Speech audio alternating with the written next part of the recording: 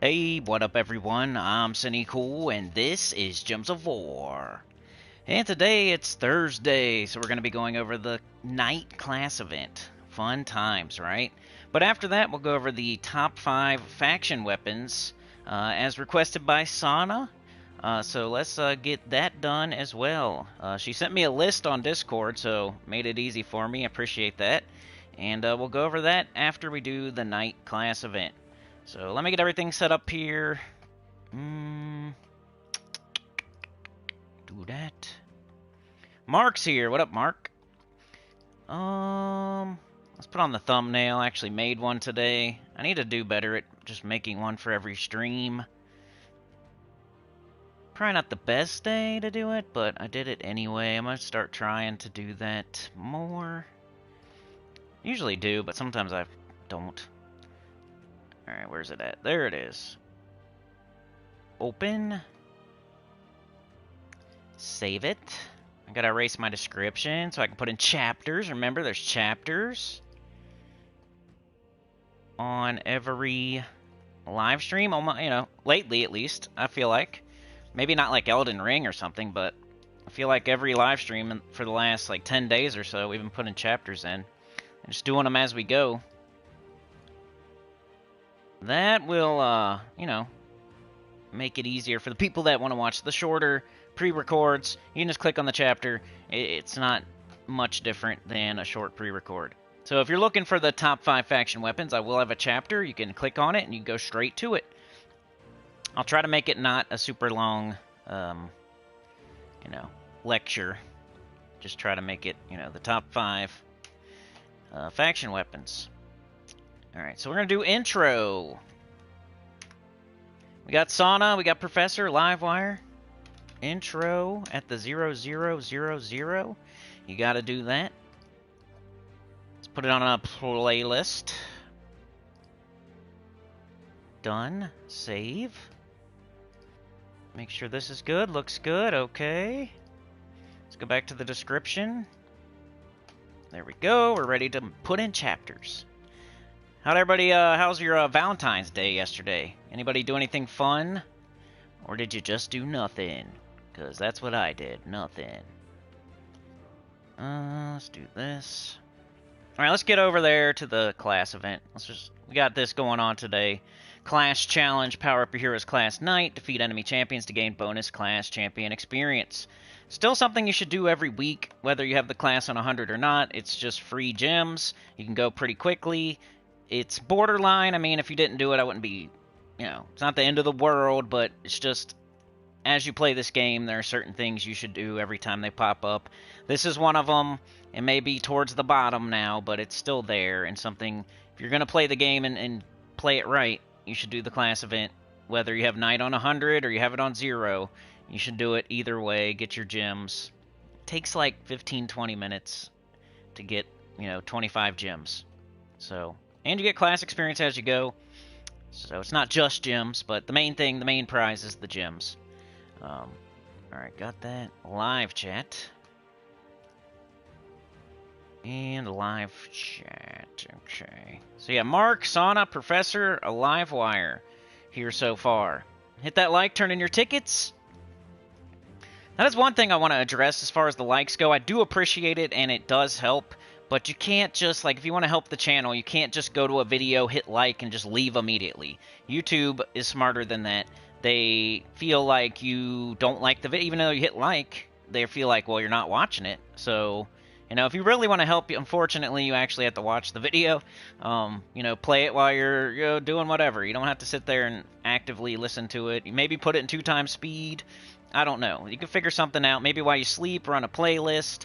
Like, if you really want to help, is all I'm saying. Like, people have asked before, how can they help? Well, that's how you can help. Hitting the like it's better than nothing. I'm sure it's better than nothing. But like, for example, our Monday video, the raid video, the short 6-minute video with just teams on it, I put it out super early. It's this, like we used to do.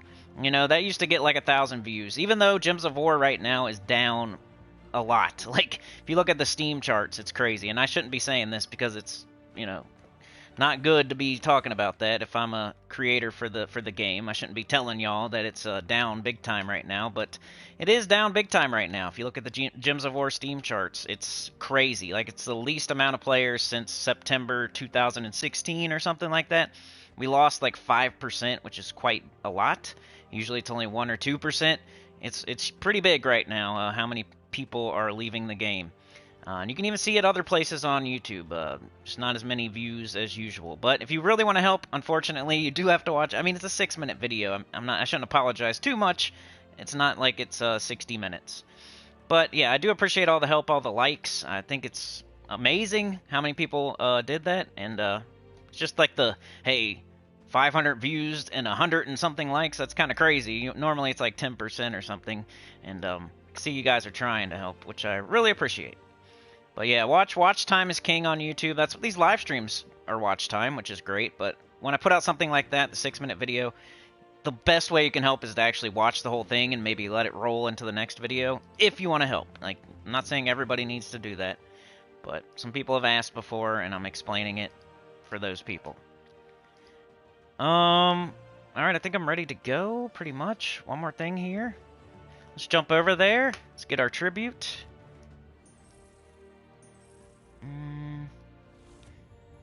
There's people out there trying to game the system, so they just, yeah, they know when people are doing that kind of stuff. They just a bunch of accounts hitting like, but really not watching it. They can tell when you actually watch things or not.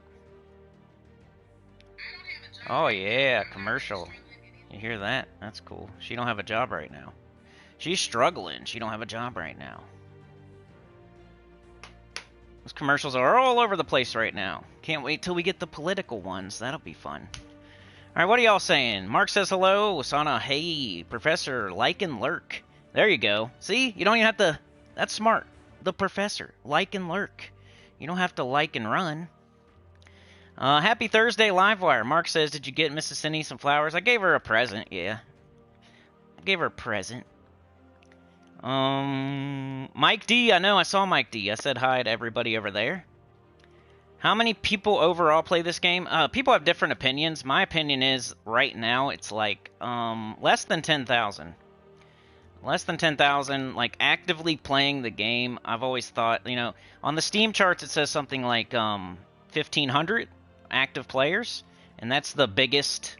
I mean, I don't know if that includes mobile or not, unfortunately, but just say it doesn't. And then you add another, like, 2,500 for mobile, maybe. So that's like 4,000. And then, you know, PlayStation and Xbox, definitely there's less people than, like, a PC. So we got to say less than 1,500 for those. So we'll say 2,000 for those combined. So we'll say 6,500. Then maybe 1,000 for Switch. So maybe 7,500 or so. Probably 7,500 or less, I would say, like, total players. If you count, like, active. If they just have an account and they never play, they play once a week or something, I'm not counting those people. But, you know, actively playing people, I would say 7,500 or less. And it just keeps going down, unfortunately. I mean, this game has been out a long time, so it's gonna happen. Let's see what kind of teams we can make for this night class event. I'll put a chapter in, letting everybody know when we started. Rain Man's here. Alright, night event start. And we'll put 9 minutes. Because I'm going to make the team, but I won't make you sit through that. I'll just put, that's where we started. Alright, the night class event. Let's see what kind of teams we can make. Let's do a high-level team. Base rarity. You did nothing with the holiday? I pretty much didn't. I mean, I did the, like, it's been a long time. But that's what I think, Mark. I'm not 100% that that's how many people play the game. I think other people overestimate how many. I mean, you can look at views on YouTube, and, you know, the most you get normally, if you put out a super-duper banger, you're getting like 3,000 or 4,000. And, you know, that's got to be like 50%, or that's what I would think. I'm not sure. Some people don't even know about YouTube, I guess. Working and lurking, appreciate it. Glad you're thinking of me. Mark says, I drool every time you pull up your troop list. I wish I had those many mythics. Yeah. I mean, I'm teaching y'all how to do it. Just got to follow the advice, and I think you are, so it's good to know. All right, I think Ulf Harrigan's probably our best bet here. We're probably going to go Sir Quentin, double Ulf with a weapon. And, this is a lot of brown. Probably go the wand, you know. Let's not be weird today. Let's just get it done. It's the class event. We're not screwing around here. And I might even throw, like, him up here. Something like that, maybe? Because the wand will catch a bunch of other colors.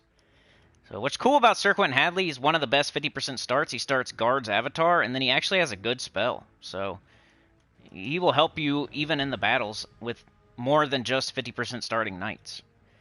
Banner, we got all brown. And then we have a lot of blue. Double brown, blue minus purple, that's fine. Kraken Banner, Black Hawk. Class, something you're leveling. If I was going to tell you exactly which class to do, if you don't have Knight leveled up, you could do it here because it'll give you a 50% start for Sir Quentin Hadley, and you'll get double the class experience because the event gives you class experience and just using the class gives you class experience. So if you don't have Knight at 100, you might want to use it, but, you know, I'm going to do the same thing but with a different class, so I'm going to go Necro, but you don't have to, you know, do whatever you want. If you want to just make it as fast as it can be, you have all the classes on 100, I would say probably Titan for the Brown Storm and the 50% start. We got all brown troops, so why would you not want a Brown Storm with a 50% start? But I'm doing Necro just to level it. You don't have to do Necro. Alright, let's go. Let's do another chapter for the high-level team, which is also the mid-level team because there's no mythics. I don't think any of the mythics are better than Ulf Harrigan. So in those situations, I'm not going to make a high-level and a mid-level. I'm not going to, you know, insult the high-level people's intelligence by making a Guardian of Law team or, you know, Champion of Anu or something when I think Ulf Harrigan is better. And it's got 3 legendaries and a wand. Like, it is a pretty much a high-level team. So we'll do high/mid. At the 12:15. Alright, so here's the high/mid team for the Knight class event. I don't think we need more than one. I think this is good for high-level players or mid-level players, and it has no mythics on it. Does have 3 legendaries, does have the wand, so it's somewhere in the middle there. I think this is the best way to go for everybody.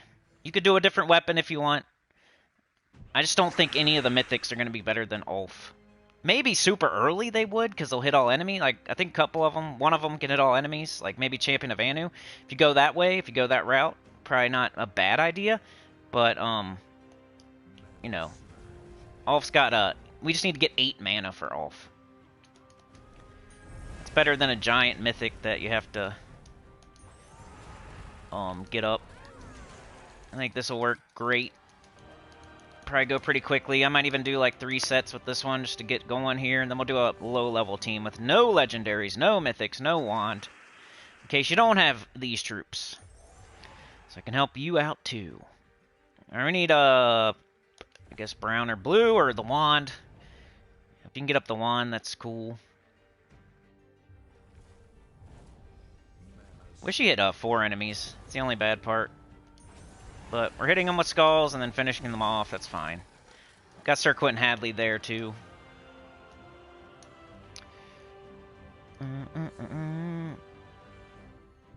Rainman says a few more Switch players may pop up when we catch up next month. Yeah, I think that's going to be a good thing. I don't know how much that's going to help. But it's going to help, that's for sure. It might make up for all the other people we're losing. For, just in general, Gems of War. And it's always, putting my foot in my mouth whenever I talk about that, because you know how people are. You start talking about people leaving the game, they might get the same idea. Think it's a good idea or something, yeah. I still like the game. I still like that they, update it every week. You know, until they stop doing that, I'm probably going to be playing. Or, once you guys... If you guys aren't around anymore, I'm probably not going to play, but it's going to be not going to be me deciding to stop playing, is what I'm saying. It's either going to be the devs or you guys that makes me stop playing. I don't think it'll ever be my decision. It's going to be based on other people's actions. If the devs stop updating the game, they stop putting in Glory Shop troops, they stop doing different kingdoms every week, they stop doing different events every week. If they all of a sudden then I will probably stop playing. Because then it's just a dead game at that point. Or if you guys stop watching, stop supporting, there's no reason for me to... Like, I play the game, and at least 50% of why I play is because of YouTube. If I lose half of my motivation to play, I think I'm going to slowly quit playing. Do karate on the like button. Yeah, that's what I'm hopeful for, Rain Man. It's pretty soon, right? It's like in a month. Somebody was asking me the other day what the date was for when Switch and everybody else like line up finally. They finally catch up. We've been talking about this for how long now? A couple years. When will Switch finally catch up? Well, it is March 18th, I'm pretty sure. Sauna, thank you for the gifted. Appreciate that. The train has been... It actually went somewhere in February. I think last live stream, right? We actually went somewhere for once, and I appreciate that. We will have a Gems of War After Dark, not this weekend, but the next weekend. And I got to start promoting it and talking about it and being annoying, like a salesman on a commercial, because I don't want anybody to not hear about it and, oh, I didn't know, I forgot, or gotta let it be known. Doing that After Dark, not this weekend, but next weekend. And that kind of, it's a little bit different than a chat. It's a chat-a-thon, but it's a little bit different. It's just shorter and harder and more crazy. Because it's nighttime and I'm tired, and I usually get to ranting a little bit faster. On a chat-a-thon, it might take me 2, 3, 4 hours to get into it. On a After Dark, maybe an hour. When I have a tired brain, I don't guard my lips as much. That's how it is all the way around. If you guys want to hear rants, we got to go further and longer. Because I want to give everybody the information, like the teams. I want to go over everything. So that's what I'm mostly focused on early, is getting all the information out there for everybody watching. But if we happen to go 2, 3 hours and we're done with all that stuff, that's when you're going to get all the other stuff. That's what it means by the train and everything too. The rants are down the track a bit. We have more fun. I get more crazy. That's how it goes. If everybody just wants the teams and wants to leave, we can do that too, though. It's always an option. Alright, we need to get freaking Ulf up. So glad Ulf is in this restriction, because otherwise it would be so terrible. And Sir Quentin Hadley. Could you imagine if there was no Ulf or Sir Quentin Hadley in this? That would suck. It'd be a terrible, terrible restriction. Alright, let's go one more with this team, then we'll switch to the low-level team, try to help as many people as we can. If you guys have any ideas for the low-level team? It's probably going to look like we already did low-level teams this week, and you know how I always say this when it's a class event. Your weapons and teams that you've already used earlier in the week. That should be your first 2 thoughts. We're probably going to use Knight Coronet with, whatever, because he hits multiple enemies. He's the only low-rarity troop that does that, and he's a decent tank, and he removes purple and does multiple things. He's okay. I used to use him back in the day. You guys remember? Anybody here been playing for a long time? Knight Coronet was a good troop, like, way back when. He was never on any, like, meta teams, but, you would use him sometimes. Knight Coronet. I remember he was, like, one of my teams on this account way back in, like, level 100 or something, when I was, like, level 100 something. I remember using Knight Coronet a little bit. He's a decent tank. He hits multiple enemies. He has a little bit of board control.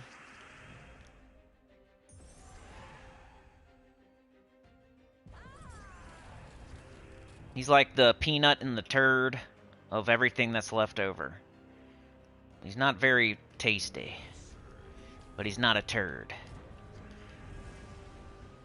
He's a peanut covered in turds, surrounded by them. Cross-platform? No, we're just, Nintendo Switch is going to be on the same schedule as everybody else. There's not cross-platform. So you're not going to see Nintendo Switch players in your leaderboards or anything. They're just going to be on the same page as us.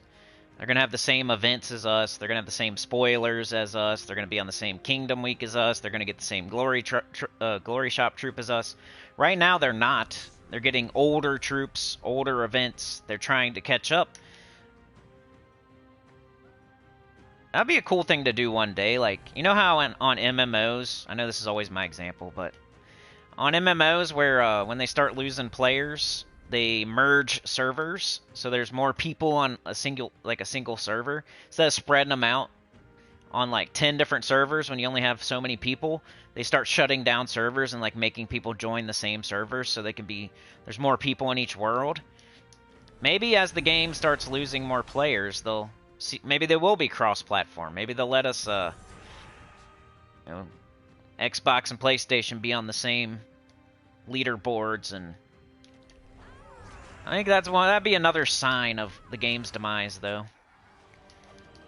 If that ever happens, they let like Xbox and PlayStation be on the same leaderboards, or everybody on the same leaderboards. They just don't have enough people anymore that they need everybody to merge. If we ever start hearing about a merge, I don't even know if they can do that or not, but that's what happens in other games. And then if they ever don't put out a Glory Shop troop, or they ever repeat the same Kingdom Week or same events, they're asleep at the wheel. That would be a sign too that the game's dying.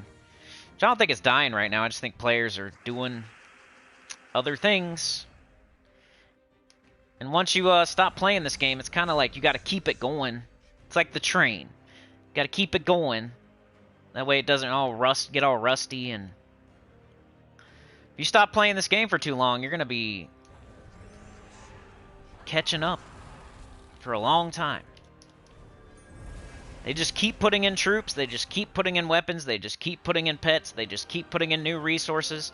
If you quit the game and stop playing for 3 months or something, imagine all the troops you missed that you weren't even there. So they're just troops you need now, pets you need now, weapons you need now. Especially weapons on events.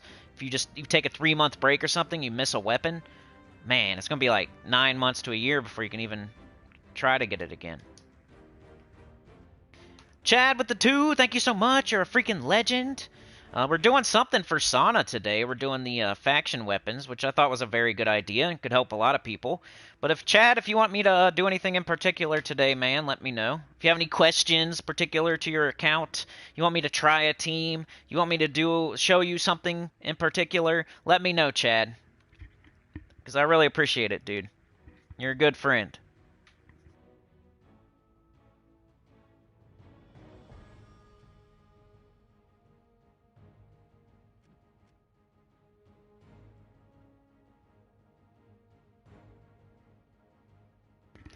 Alright, there's the team code for the high/mid-level team. On these class events, I'm not going to sit here and make a high-level team that I don't think's better than the mid-level team. If I make a high-level team, I want it to be better than the mid-level team, you know what I mean? So let's start on the low-level team now. I'll get the chapter ready. But I won't make you sit through me making it. So Sana runs out there, Chad runs out to help. It's like deja vu. It's like Groundhog's Day. What would you guys do if you were in Groundhog's Day? Anita with the 5, running out to help. Super appreciate it. Same goes to you if you need anything, if you need me to go over anything, if you need me to try a team, if you want me to do a certain event, let me know, Anita. Because I really, really, really appreciate it. You're a legend. Trying to give back to y'all. So we are revving up the engine of the train. Don't get scared. It might take off today. You never know. Don't stand on those tracks. I know it seems pretty safe to stand on the tracks these days, but you gotta, you never know today. It's revving up. It's ready to go. We're putting down the juice. The burnout juice, We're putting it down. We're going to do a burnout. Better watch out. We'll smoke the tires. Knock the tires off. Alright, anyway. Got Dragon Commander. So, I mean, I've looked through Knights a million times. I pretty much know. I mean, you might throw this on there. Definitely this guy. And,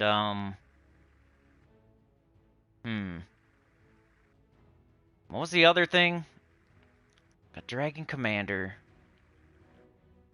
Okay, so we got a damage dealer and a summon / mana generator. I'm probably gonna have to make my weapon a damage dealer. We usually throw this new guy on there just to... wonder if this thing... Ooh. I kind of like him. Too bad his coloration. But Sir Gawain, like, he's just there to... This might be better. She's not bad either. Yellow gems, boosted by defeated enemies. Maybe we throw her on there instead of him. Alright, now we have mostly knights. We got a lot of blue, though. We could do Osha's Tome. Now we need damage, so that's the problem.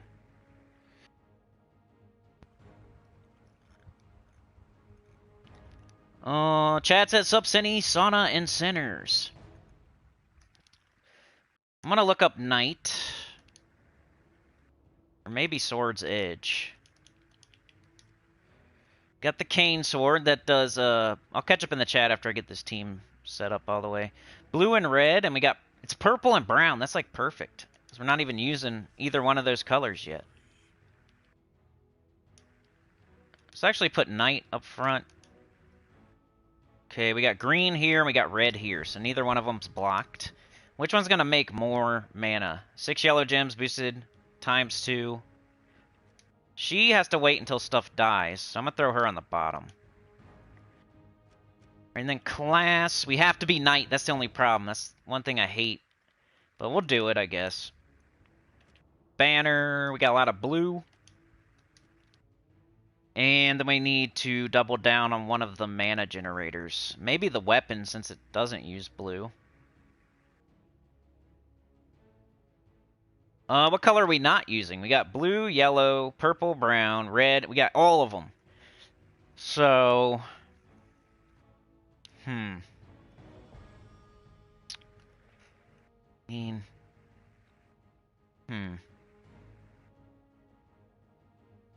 Blue, yellow, blue, green, blue, purple. I think she's going to be waiting a while, so I'm going to do this one. We have to wait until stuff dies for her to get up. We're kind of making it to where... Maybe do yellow minus yellow. Hold on.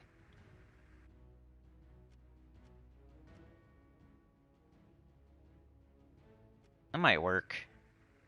Kind of sucks we have to minus anything, but you have to choose something. That's one thing I never say. You almost always want to use the double, and then the +1, and then the minus banners. You almost never want to use like these +2, like only +2 blue, and like there's banners that have. You make sure they have 3 colors on them, and like something's being minused most of the time. There's like 99% of the time you're gonna want to use a banner that's a +2, +1, -1. You don't want to sit here and use like the Giants banner, because you could get way more out of it if you put another color on there, not just blue. We're minusing yellow, but that's okay. We're making so much yellow, because we're making a ton of yellow. And it's kind of like, okay, we're going to get extra blue, extra brown. We're going to get a ton of yellow. It's going to be minus, but I think it's still fine. Only one of our guys uses yellow anyway. But he's the one we're wanting to get up, so I think that's good. You could do a different banner if you want. Like, we're using every single color, so as long as you're using a +2 blue, I think that'd be... Start with that. All right, let's catch up in the chat. What up, Tyrion? Anita.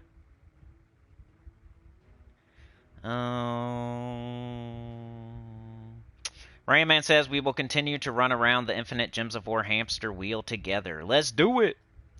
Mark says on March 18th, can a mobile player be on a PS5 player's guild? No, not yet. They're just going to be on the same schedule as us, basically. Anita says sliding in here sideways with wind-blown hair. Woo, made it after sitting in rush hour traffic. Yeah. It doesn't so many slow people today on the highway. I hate when people go the same speed. Like one person in the fast lane, one person in the slow lane. It's like a 2-lane highway, and they're going the same speed, and they're both going slow. Like if they're both going fast, that's fine. If two cars, why are they going the same exact speed? They're both going 50 and a 65. And they're like right next to each other, so nobody can get around them. I used to do that as like a joke. Rayman says, yup, March 18th at reset, we will all become one. Mark says, now my mobile can get into... Nah, that's not how it works, but that would be cool. No cross-platform, not yet.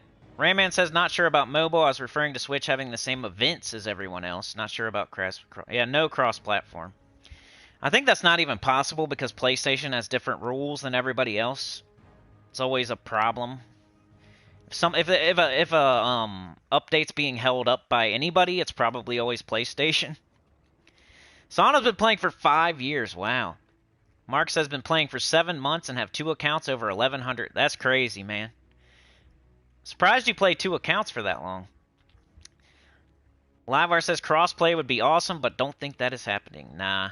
Yeah, that is hardcore, Mark. Tyrion says on a break, so stopping by, leave a like. Appreciate it. Sana says maybe that's what the league tag is for. I think that's just Guild Wars. They pushed back Guild Wars, by the way. That was on the forum. Sana put it on the Discord. That's the first place I saw it. But I was looking at the forum today. They pushed back Guild Wars again. So no matter what you see in the game that might not be right, they pushed it back even more. They want to get it right. Some theories on the forum are that it's not going to be like it used to be, and they don't want to tell us that yet. You know how, remember when they replaced challenges with epic trials? They might be replacing Guild Wars with alliances or something like that. I'm not sure. That's just my guess. Thanks again, Chad. Thanks again, Anita. Mike Sheard says, I play on mobile and genuinely have no idea what I would do with my spare time. If I stopped playing, I'd probably get more work done, talk to my wife more. Brian's here. PC mobile might be easiest to merge. PS to Xbox or even Switch is the hardest to merge. It is all the updates to the game that make it most difficult. It would be extremely buggy. Right. Well, PC mobile's already... Oh, Xbox... Okay, I see what you're saying. Yeah, thank you, Anita. Dr. Mop says, late catching up at 1.75 speed, just in case I forget to ask later. Is it just me, or are tributes dropping less gold? I used to get 25k. Oh, I don't know. I never pay attention to my gold. Your gold does stack up, though, so maybe you're just taking your tribute more often. Gems don't stack, but gold does stack. So it could be that you're just taking more tributes, which is good because you'll get more gems. You're probably still getting the same amount of gold, if not more, because as time goes, you'll get more gold, not less. And I don't think they did anything to the game to make you get less gold, but I think what's happening is maybe you're just taking your tribute more often. That'd be my guess. Livewire says, I never pay attention to the gold, just the gems. Same here. Glory is down too? Oh no. I think Glory's the same as gold, like it keeps stacking. Because gems are based on how many tributes you get. So you get a certain amount per hour, and if you don't take them, it's going to stay the same. Like they don't give you a tribute if you don't accept the tribute. Like you have to accept it for them to be able to count how many you get and then give you the gems. So it's something like that. Anyway, all I know is gems don't stack. Everything else stacks. So you can wait all day to get your gold, but you can't wait all day to get your gems.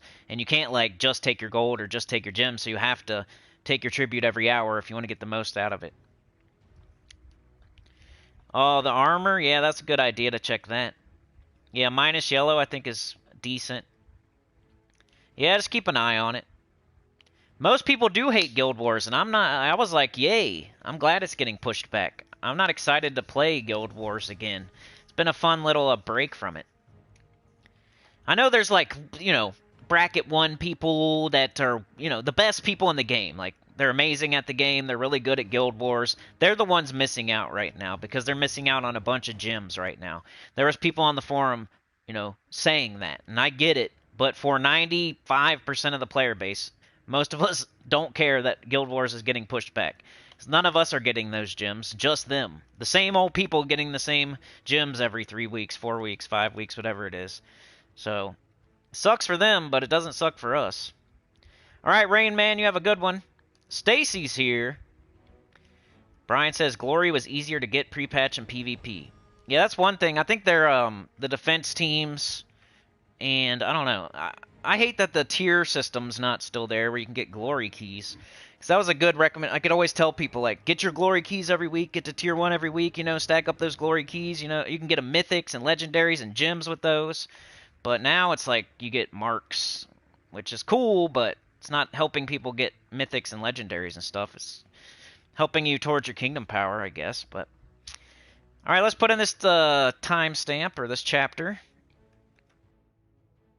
at the 35:36. All right, low-level team for the Knight class event. I got Knight Coronet, Cane Sword, Vanguard, and Knight Errant. So 2 damage dealers and 2 mana generators. All Knights, Knight class. When you use a weapon like the Cane Sword, you have to be all Knights, or else it's not going to work right.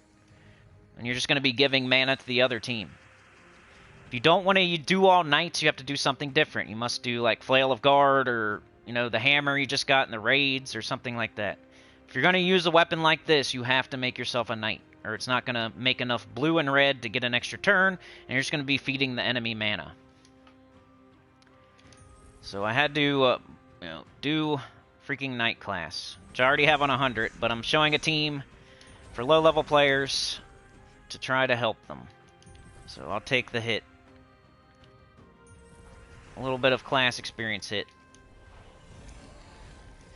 Knight Coronet's an okay tank. He hits multiple enemies, removes purple, or destroy. Does he remove or destroy? Remove. So remove, you know, you're not getting mana, but you can still make some stuff happen on the board. You can cast them strategically and get extra turns. But remove does not give you mana. It's not the same as destroy. Destroy gives you mana. Remove does not.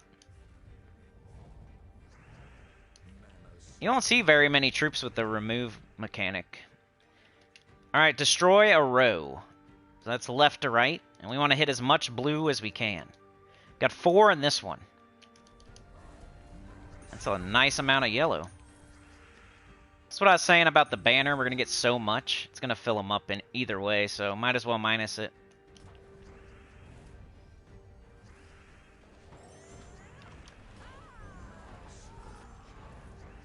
One enemy left. I was hoping she would get up. Now's the time to get her up. Because, they got 3 dead. We got 3 dead enemies.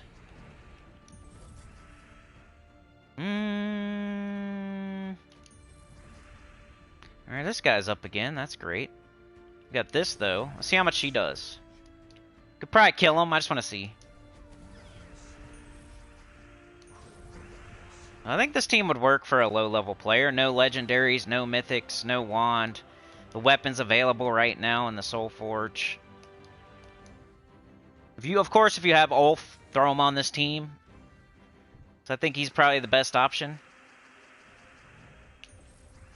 If you have Red Macaco, maybe you make a team out of that, even though there's not any true damage options.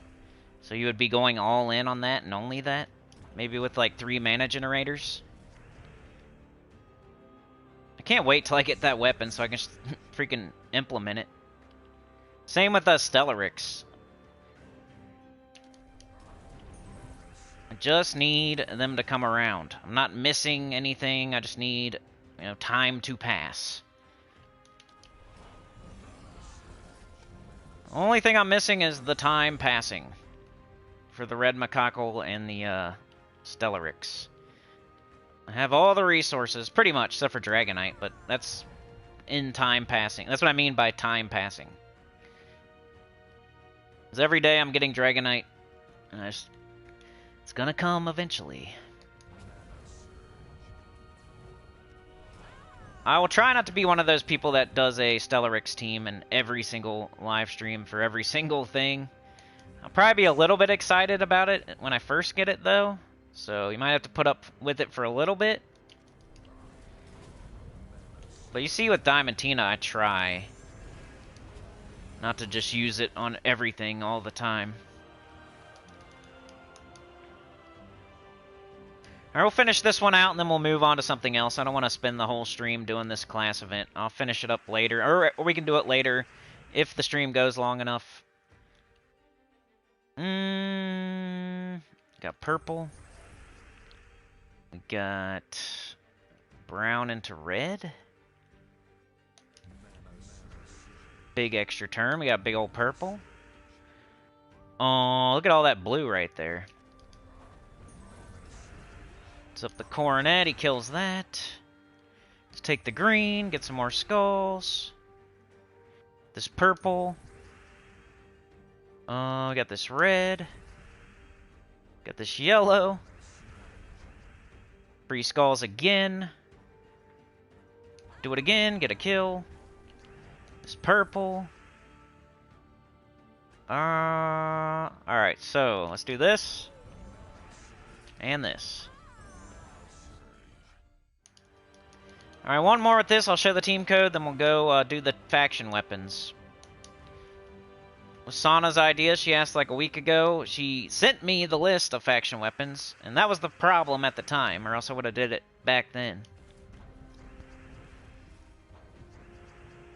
I thought it was a good question. Could help a bunch of people. You should get every faction weapon. Right? Like, anytime you see one that you don't have, you should just get it. But it would be nice to know which ones are good, and like, hey, ooh, I just got this one. Which ones am I actually going to use? If I don't have enough resources, should I get this one, or pass on it and get the next one?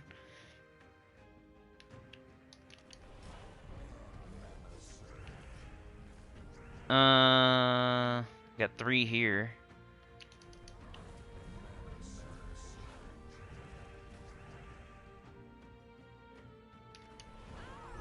Yeah.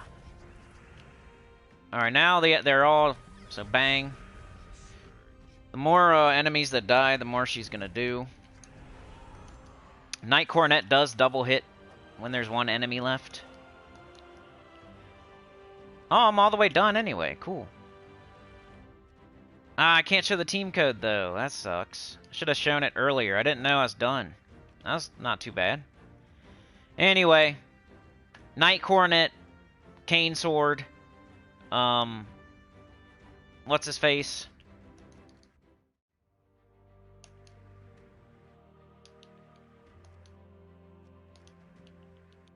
Sorry if you're a low level and was waiting for a team code, but try to...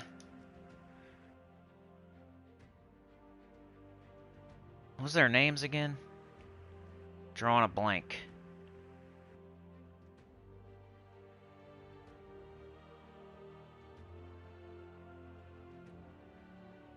What the heck are they? Okay, so Knight Coronet in first slot, and then you got the Cane Sword.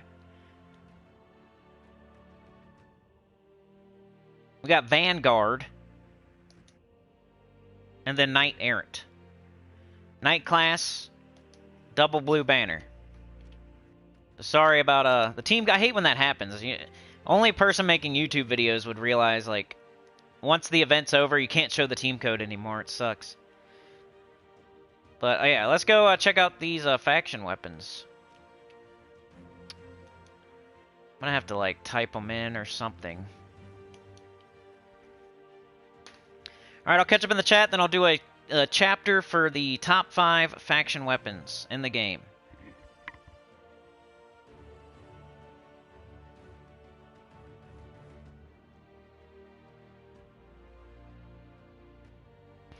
Alright, what are y'all saying?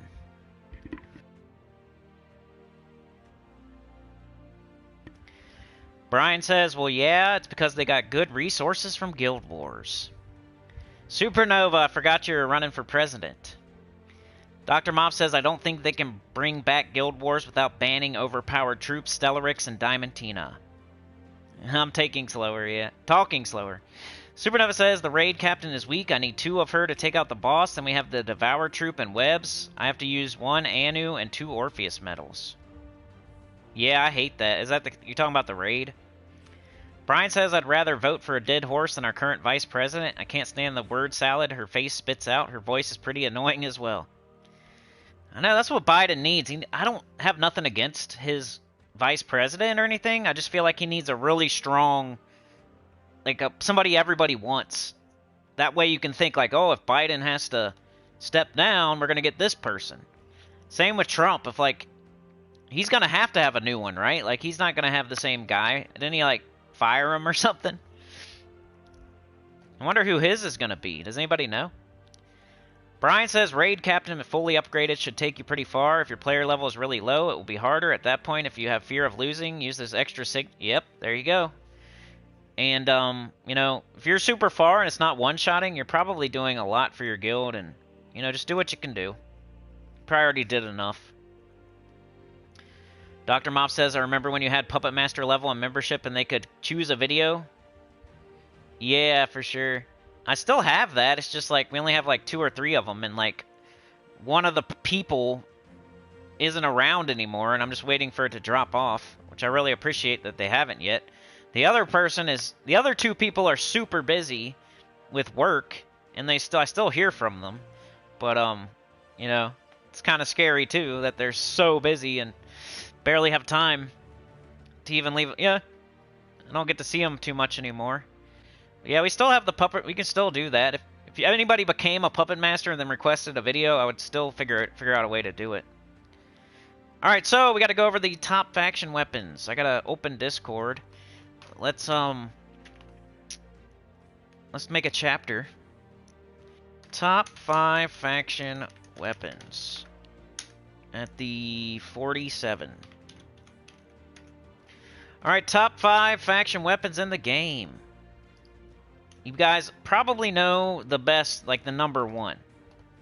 I don't think that's up for debate. The best faction weapon in the game. Can anybody guess it? Without even having a list in front of you, can you guess what the best faction weapon in the game is? I'll give you a chance to guess. Like, you know, 10 seconds or so. I want people to click on the chapters and be able to see the top 5. Ready? Yep, Sana got it. I think it's life and death. So let's do that. Life. Let's just, maybe that'll work. Or I could just put the colors in. Let's do that too. Bang, bang. There it is. So the best faction weapon in the game is most likely life and death. It steals life from the last 2 enemies and death marks them. Then bless myself. It's doing more than you even give it credit for. Like the stealing of the life and the gaining of the life and, you know, the true damage and then the death marks. And then it also blesses you. And it enchants itself. Why did my DualShock die? That's weird. It's plugged in. Maybe it's not plugged in all the way. But yeah, life and death is the best faction weapon. You know, dealing 5 scatter damage helps sometimes with like barriers and stuff like that. But the, you know, true damage, stealing it, giving it to yourself, hitting multiple enemies, goes good with Arachnean Weaver, death marks them if they don't die, blesses itself, and enchants itself. So, probably the best faction weapon in the game. I'll give it number 1. Alright, so what's the second best? If you guys want to guess while I look through them. This is just my opinion, by the way. I gotta come up with the number 2. I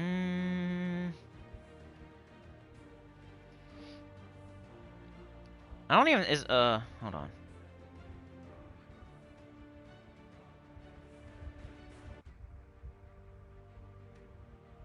Alright, just looking over them to make sure I'm not missing anything.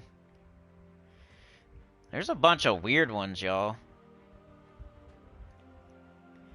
There's not like too many that are amazing, but I think number 2 for me.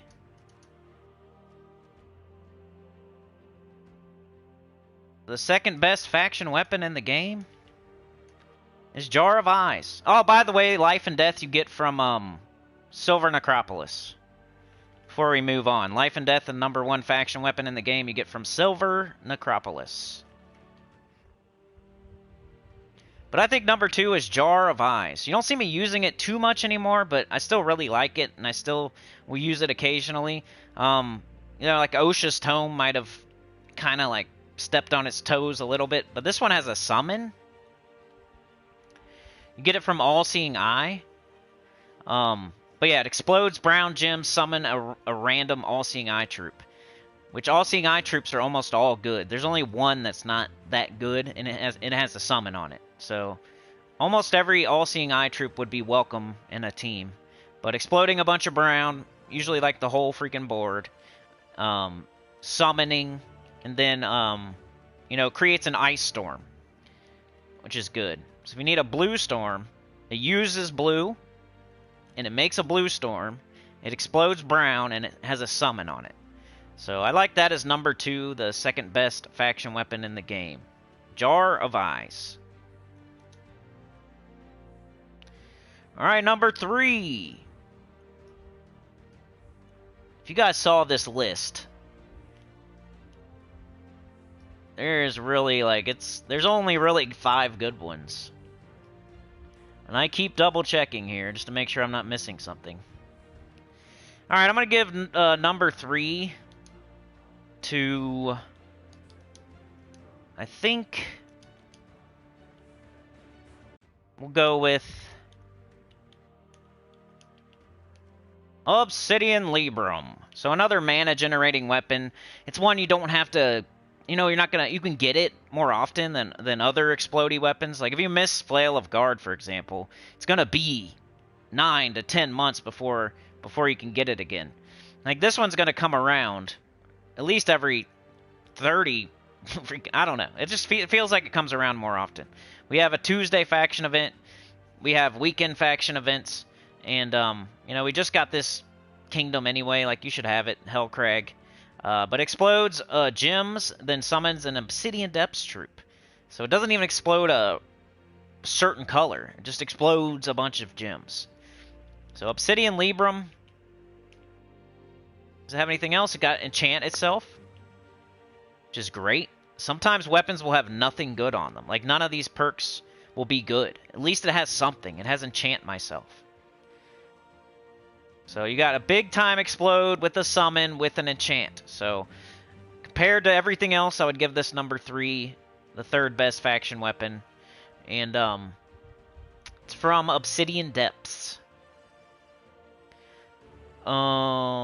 Yeah, faction weapons just like on Tuesday when a faction comes through and you buy up in the shop, it's the weapon in the shop. Or on the weekend, like we have Werewoods this weekend, there's going to be a weapon in the shop for Werewoods. And if you don't have it, you should buy up to it. But these are just the best ones. So we're going over the top 5 faction weapons. So far we have Life and Death is #1, Jar of Eyes is #2, Obsidian Librum is #3. What is #4?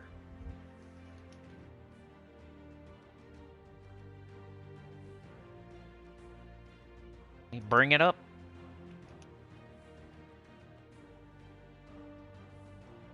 Writhing Staff is #4, the 4th best faction weapon in the game. Deals scatter damage, creates 8 skulls, and tangle the first enemy. Submerge Myself. Doesn't have anything too great on its perks here. But at least it does something. It submerges itself. It's decent when you have a skull-based team and you're just trying to add a couple more skulls. You don't know what weapon to do. Maybe you don't have the doomed weapon. Does scatter damage and skulls. And then it entangles the first enemy so you can't get backfired. So, yeah, I would call it probably the 4th best faction weapon. It's useful. You will use it here and there. Maybe with Zul'Goth or something like that. But, yeah, that's probably #4, the Writhing Staff. You get it from Sea of Sorrow. Alright, #5 is definitely going to be up for debate because there's nothing that great. So, you might have a different #5 than I do. There's only one other one that's like kind of standing out to me. Now, I didn't go over and look at every single one. I'm looking at the list. And the only one that's kind of standing out to me. Let me know, though. If you guys have something like that you think's better than one of these, let me know, and I'll look at it. But I'm not really seeing anything here. So I'm going to give it to a weapon that I never use, but I'm going to give it number 5. I think it's purple. Right here, Staff of Insanity. I've used it before. I don't use it anymore, but it, you know, the faction weapons aren't that good, so it sneaks in the top 5 just because everything else is poop. But it drains 5 mana from all enemies, or give magic to all their allies, or create 12 purple gems. You know, I hate that. I hate when it's things do or. At least it's okay. Like, if you drain 5 mana from all enemies, that's not bad. If you get 17 magic to all allies, that's not bad. And if you create 12 purple gems, at least each thing would help you. Sometimes it's like, give life, and you don't need life. Or at least anything that happens is going to be helpful. And it doesn't really have anything here, so you let me know. I could be definitely convinced that there's something better to put in this 5th slot, but that's the only one that kind of stood out to me was the Staff of Insanity, and I never use it, so if you have something better, let me know. Garland Staff, we can look at that one. Let's take a look. So my list was Life and Death, then Jar of Eyes, then Obsidian Librum, then Writhing Staff, and then Staff of Insanity. But let's look at Garland Staff. Sana brings it up. Oh. Oops. What am I doing? Deal scatter damage to all enemies. Grant 1 to 2 status effects to all allies. Yeah, that might be up there. It might be a top 10. I don't know if I'd give it over Staff of Insanity, but you could. It's pretty weak scatter damage. Like, you know how scatter damage, like, spreads out? It's not going to do 52 to each enemy. And it's probably going to hit harder if, once we get it into battle and everything with Nisha medals and, you know, I mean, it's probably going to go up to, what, like 100 max, though? And you're spreading it out, so you're only hitting each enemy for 25 damage or something. I would say max. So scatter damage, it's not hitting each enemy for 52. Or even 100. It's going to spread it out. So let's say the 52 is accurate. It's going to hit each enemy for like 12 damage. And then it's cool that it does the status effects, but you could get something stupid. A stupid status effect that you don't even want. So it's not even a guarantee that you get something good. But if you do, if you happen to get Enchant and Barrier, and that would be great. But there's other weapons out there that are way better, and I don't see myself ever using this, because I would rather use something way better. Like Dawnbringer is going to barrier every time no matter what. And it's going to hit way harder than this. And it's going to hit all enemies. It's not doing scatter damage. You know, Duskbringer would hit harder than this and does death marks or whatever. The Red Macacal, you'd never use this instead of the Red Macacal. Even Writhing Staff, I'd probably use Writhing Staff instead. At least it makes skulls and entangles and stuff like that. But yeah, I mean, it could be top 10 on this list of faction weapons. This might be in the top 10. Because at least it's doing something here. It's not bad. Anybody else got any more? But that would be my list for faction weapons. But shout out to the Garland Staff as like a honorable mention. Maybe number 5. So just to repeat myself, Life and Death is the best faction weapon in the game. I would give number 2 to Jar of Eyes. I would give number 3 to Obsidian Librum. I would give number 4 to Writhing Staff. And I would give number 5 to Staff of Insanity. Shout out to the Garland Staff. And yeah, if you know of any others, let me know. But this list doesn't look like anything special that I see anything on there that I'm like, oh, I forgot that. The Shadow Shot. You know? The Charred Blade. Hellblade. Mirror Orb. Frostfire Jewel. Like, nothing too good on there. So those would be the ones you definitely want to look out for and you definitely don't want to miss. Especially the top 3 or so. Life and Death, Jar of Eyes, Obsidian Librum. You don't want to miss those at all. You want to make sure you get them if you see them. That's why whenever there's it's a Silver Necropolis week, we're like shouting it from the rooftops that you got to get the Life and Death. Because it's a nice weapon. Alright, let's just play the game normally now.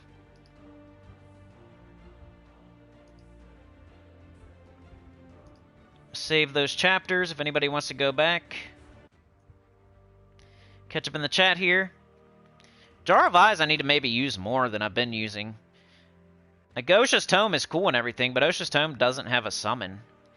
If you're going to just use it only for mana generation, which is usually the case, that's why the Osha's Tome will get used more often than the Jar of Eyes. Because it doesn't explode a particular color, and it does an Ice Storm too, and I think it uses like yellow and blue instead. Like, I think Osha's Tome kind of made it to where people use the Jar of Eyes less. But you got to remember the Jar of Eyes has a summon. If you're a lower level player and you're losing troops, you might be better off with the Jar of Eyes instead of the Osha's Tome, because the Osha's Tome doesn't summon. But they both kind of do similar things. So if you need a summon, Jar of Eyes. If you don't need a summon, Osha's Tome.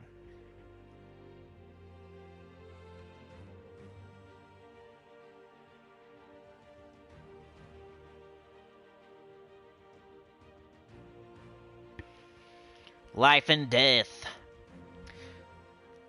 Supernova says the best part about the campaign is that I said I'd do the presidential address on my own personal comedy show. Did you guys see Jon Stewart's back on the Daily Show? I saw that yesterday. That was cool. Secrets of the Crypt, shout out to that one. I know what that one is. Doesn't it do damage to like 2 enemies, like true damage or something? That one's probably top 10 too. It might be number 5-ish. It's right there with the Garland staff as an honorable mention, the Secrets of the Crypt.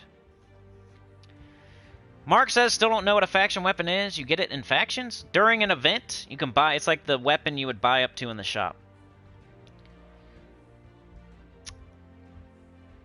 Yeah, I feel you, Dragor. I used to use it too. Dr. Mop never uses it. I haven't used it in a while. Brian says, faction weapons often come up during faction events. I think they come in Soulforge. Yeah, but you never want to get them there unless you're like super strapped for gems. You're going to be doing the event anyway.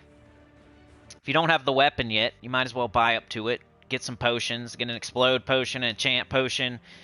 Get other stuff while you're buying up to the weapon. If you just go to the Soulforge and buy it there, you're just getting the weapon and that's it. You're spending resources and only getting the weapon.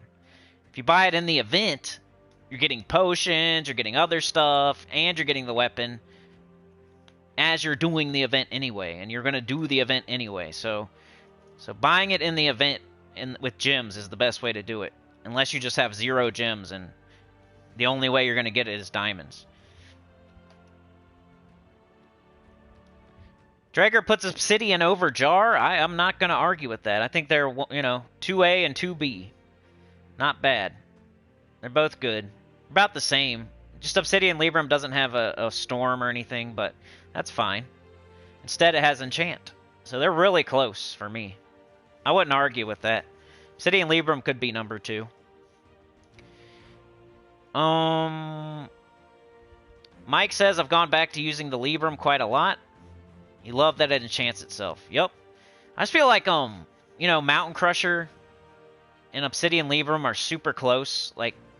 And Mountain Crusher takes less mana. It makes a brown storm. If you're going to win quickly, I think Mountain Crusher's the answer. If you're going to take more time or you're trying to loop, I don't know.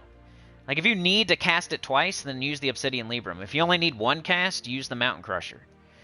Because in needing an enchant, you already casted it. It doesn't enchant itself until after you cast it.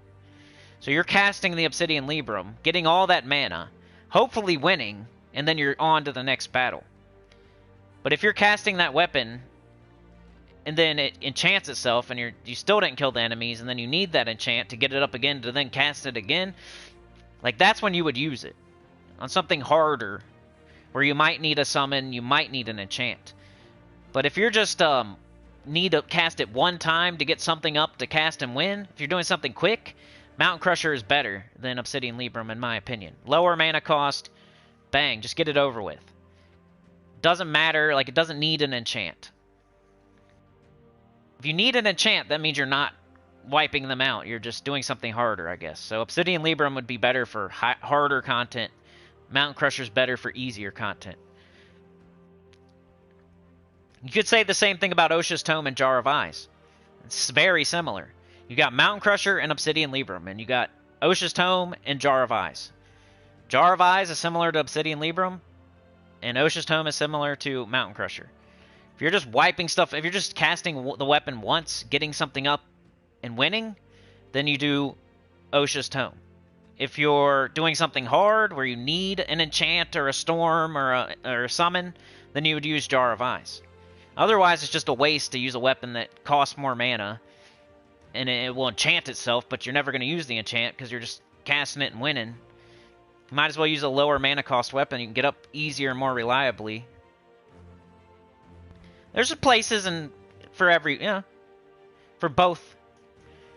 There's time and place for Mountain Crusher. There's a time and place for Obsidian Libram. There's a time and place for Osha's Tome. There's a time and place for Jar of Eyes. They all have their time and place, but you can't replace Mountain Crusher with Obsidian Libram, and you can't replace, Osha's Tome with Jar of Eyes or the other way around, because they both have their own time and place where they should be used.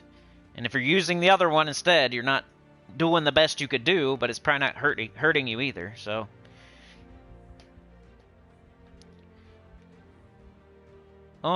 Chad says, anyways, I gotta go back to work. Take care, everyone. You too, bro. Thank you so much, man. The Garland staff goes good with Luna.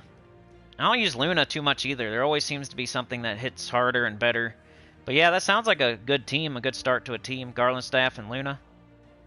Doomed Volge. Faction weapons usually suck. You're right. That's why it was easy to do a top 5. It was hard to come up with 5, but it was easy to come up with like the top 3. Because there's not that many good ones. Wand of Stars, Wand of Stars. If you have it, do it. That's not always the answer either, though. It's the same as the discussion we just had. Sometimes a lower mana cost weapon that's going to get up faster and finish the battle quicker. Like Wand of Stars costs a lot of mana.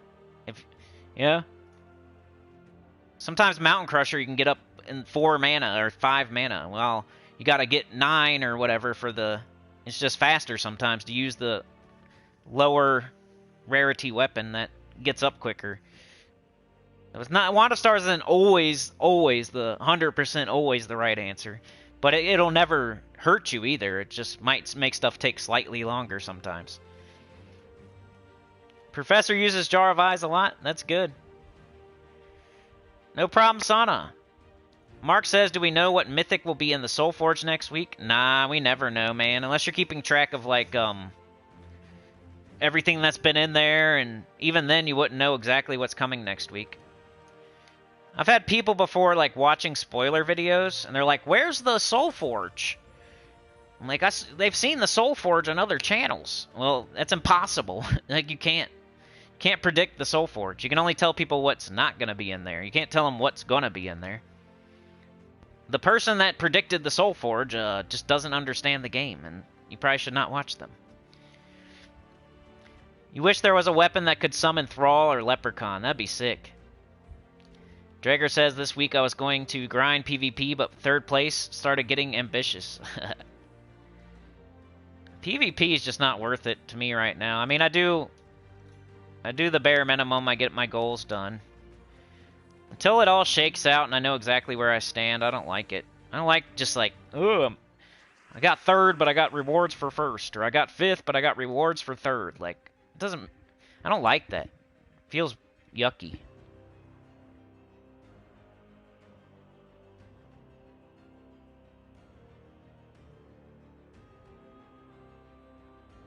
Alright, later, Mrs. Insane Witch.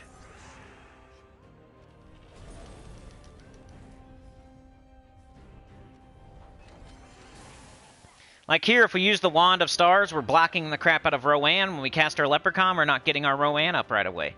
We're casting our Leprechaun to get up the Wand, to cast the Wand, to cast the Rowan. Like, you're adding a step in that is unneeded. So like this team, for example, if I put the Wand of Stars on this team, it would slow the team down. I want that Leprechaun to get up Rowan. I want that green and blue to go into Rowan, not into a Wand. And if I had the wand on this team, I'd be casting the wand right now instead of Rowan. And then I would cast Rowan. You're adding a step when it's not needed. It's not always the answer 100% of the time, but if you want to make everything easier, you can just use the wand on everything, and it doesn't hurt you. It just adds a step in sometimes. Like right there, if I had the wand in first slot, that would have went right into the wand, and I wouldn't be able to just do this. It would make things slower. The Jar of Flies. Brian says I got Wand of Stars once they parched the drop table on Vault. This weapon makes so much... Many you could put it in first slot and still... Yep. It's just not always like the perfect answer. Supernova says I do my goals and still get 1k gold marks. Dark Master does summon Thrall, you're right. I forgot about that. It's too bad he stinks otherwise, right? If you have a Thrall on your team, usually you're doing something like quick, and he's not dying, and you don't need to resummon him. Do you see what I mean about this team? If I put the wand on it, and I'd just be adding a step in, it takes every color. If it was in first slot right now, it would take all the mana, and you're adding a wand step. You're casting the wand.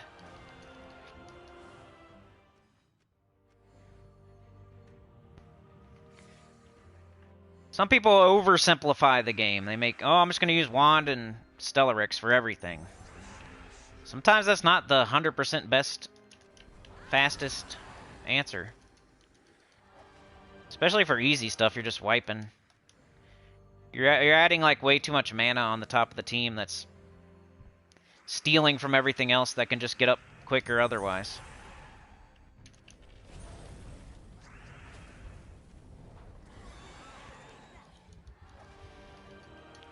We got purple deeds on the adventure board. You better go get them.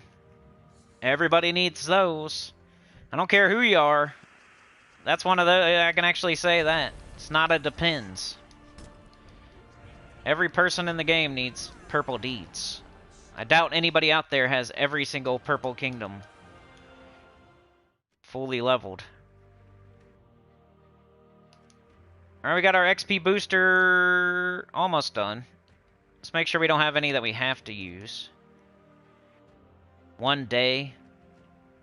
Chanita. Thank you. Let's grab this. I don't know if I'm going to timestamp just playing the game normally. Kind of just flying by the seat of our pants now. But thank you. I mean, I guess. If I do something like for adventure board and stuff, I don't know. I don't know if anybody would actually click on that. I want to see him do the adventure board. Why didn't it ask me? You guys see that? That's strange. It didn't ask me if I wanted to go up the stairs, which is fine with me, but I've never seen that happen before. Oh, of course.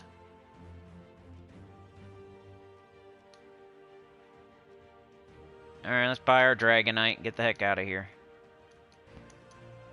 And then... Okay, we did XP Booster, Adventure Board, and Dungeon. It's Thursday. I did the class event. We did the faction weapons. What would I do first? Probably holiday event. Actually, I don't need to. You know why? Because I already got everything. It's kind of a waste of my time now. I got this. I got that. I already have that. I'm not going to get enough to get that unless I buy. It's Thursday. I don't need these. So I'm done with that. I'm done with the holiday event. I guess I could do raid. Let's do a timestamp for raid. Deeper raids. 1:14. 45-ish. I changed my team back because, you know, I just felt like it. I don't know if it's the same exact team I showed on Monday. I'm using Necromancer, for example, just because I'm leveling it, but, it's what I'm using right now. I don't like Guardian of Law, but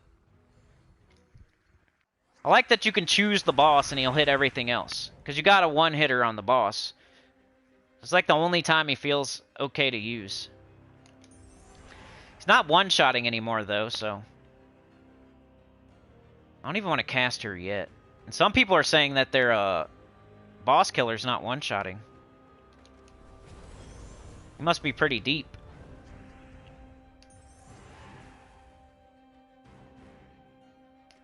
So you choose this, and then you choose this. And it used to one-shot. Then you could just go and be done. Now we gotta do this, which is fine. Still pretty quick. Make sure I'm using Nisha's. I am. Okay. Let's look at our, make sure we got... Okay. Still need to do it. Alright, deeper raids. Brian says trying to conserve gems is going past round 5 rewards worth the gems. I do earn 35, but I think it will still cost up to tier 3 in the shop. I guess it depends how many gems you actually have, Brian. Like, how many do you have? You should buy up to the weapon. So I'd say definitely buy to tier 3. But it depends. If you have 200 gems, then maybe not. And you need to start taking your tribute, and you need to start doing the vault event like crazy.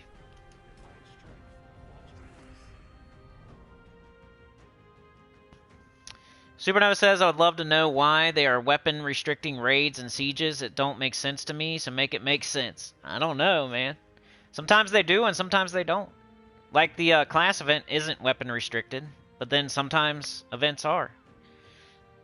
Alright, I need to get up the Guardian before I, or no I don't. Let's do this. Already cast him. But it's still working pretty good. Mike says, that is Monday's team. I wasn't sure about the weapon, but that's good then. Because the weapon is green and red, which, you know, only this is red, so I thought that was the way to go. And, like, this is going to get up either way. It's enchanted, and by the time we are ready to kill the boss, she'll be up, so wasn't worried about her being super mana blocked. Whenever they force me to use a troop, I'm not that worried about it being mana blocked. Like, my team is this. And then I have to use this. So if it's getting blocked on the bottom, like, it'll get up, it'll do what it's supposed to do. I don't need to feed it mana twice.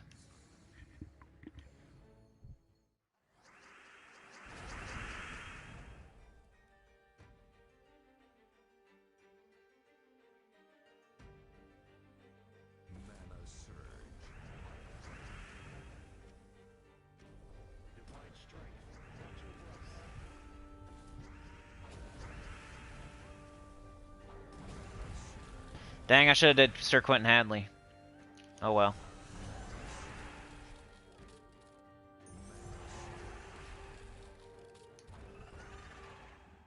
You have 2,000 gems? If you bought up to the weapon, then you bought up to tier 3 then, right? Isn't the weapon on tier 3? Are you talking about the raids? That's what I bought up to, tier 3. I would say, you know, you're doing your share, so don't buy up further. Unless your guild is super close on Sunday, I wouldn't buy up more. I would save your gems, Brian. Somebody else should be doing more then, you know what I'm... Like, when I'm done today... I'm in 22nd right now, but by the time I'm done today, I'm probably going to be up in the middle of the pack. And I'm in a top 15 guild. That means I'm doing my share. I'm in the middle of the pack. If I have to, though, on Sunday, I will buy more. I will contribute more. But I wait until Sunday because I'm not going to waste my gems. So same with you. I would say don't do it right now. Wait and see how everything's going on Sunday. If your guild is like super far and it doesn't matter, like then you don't do it. If they're super close and you would make a difference, then do it. It's one way not to waste gems. Like wait and see. Same with like getting new mythics. You wait and see. You don't just do it right away. You're still going to get free sigils every day, right? You're still going to get like whatever, 3 or 4 a day. You still got Friday, Saturday, and Sunday. You're going to get 12 of them or something. You're still going to do more for free. Everybody else in the guild's getting that many too. Could you imagine if 30 people getting 4 free sigils a day for the next 3 days all did all of them? You would probably be fine and get the whole thing done. So it shouldn't be all on your shoulders to be worrying about it today, you know? Nobody should be like, even people in my guild who are in first or second place right now, they shouldn't be worrying about it. They should be, you know, everybody else should do more instead of the top 2-3 people trying to get it done by Thursday or Friday. If it's a Vault event weekend, it's kind of a different story. You want to have things done by Friday, but it's not Vault event. So we still have time. We still get more free sigils. Hopefully more of your guild will do more. Hopefully you don't have to buy more. Everybody can just do their free ones. And if people aren't doing their share, you know, you kick them out of the guild. They're in last place with 0, and they do that like back-to-back weeks, you got to kick them out. Get somebody in there that's going to help more. Got to get rid of the weakest link. That's how you improve your guild. Get rid of the weakest link. Got this right now. I'm just going to do it. Like, whenever you have that, you might as well do it.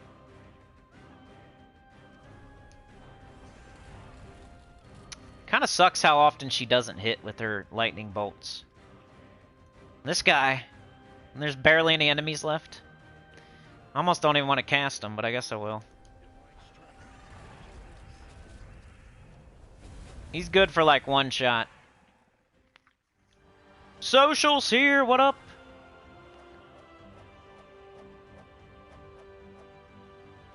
Drager needs the Suncrest generator. Supernova says the only thing that comes to mind is that the devs want us to use their newest poopy weapon. You wish you knew how to change your name and chat on your phone? I forget. I haven't changed my name in a long time. Morning social. Stacy says good morning too.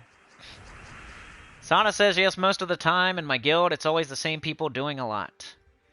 Just keep your eye on those bottom people. If it's always the same people not doing a lot, then they need to get out of there. Get somebody better in. Make room for somebody better.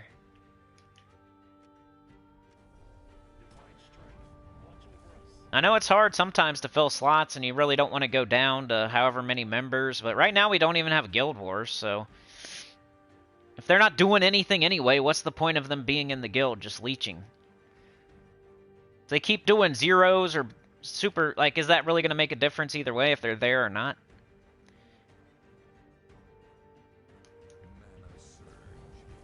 So you might as well kick them out and try to find somebody better. It shows everybody else in the guild too that might pick up the pace for everybody else too. It's not even just that you're getting rid of a person and hoping for a better person to come in.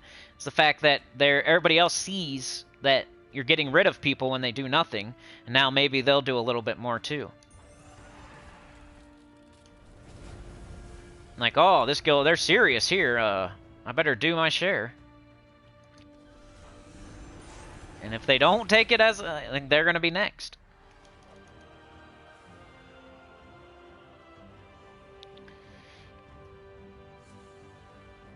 Brian says, my guild is awesome, although they used to buy a lot of content, but since the nerf on Journey troops, they've done a guild-wide ban on Gems of War cash buys.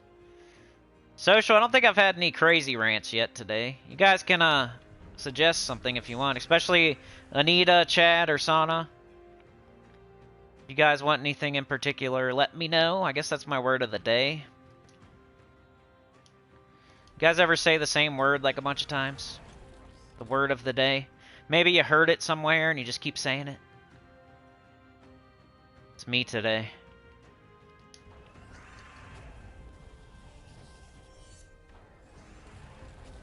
I think we double hit, right? Bang. Oh, of course, summon.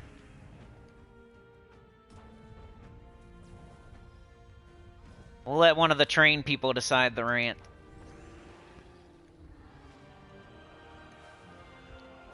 Because they're driving, you know? Sana, Chad, Anita.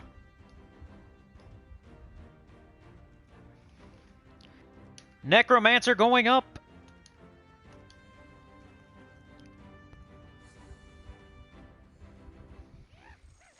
Brian says, sorry, I was talking about the class event to buy up in the shop. Oh, nah, dude. I would just stay. That's like a single-player event. Just get your free gems. Unless you're specifically leveling Knight, and you've been working on it for weeks. I wouldn't. Unless you're going for the leaderboard, like, there's a couple reasons to buy up in the class event shop. But most people just do the free battles, they get their 25 gems, and they get the heck out of there. Because you can level a class for free. You don't need an event to do it. And it's not really worth it to buy up in the shop. You're spending gems to get... Like, the rewards aren't that good. So I would just do it for free. Unless you're leveling Knight, and you've been leveling it for weeks, and you're trying to get it all the way to 100, or you're going for number 1 on the leaderboard.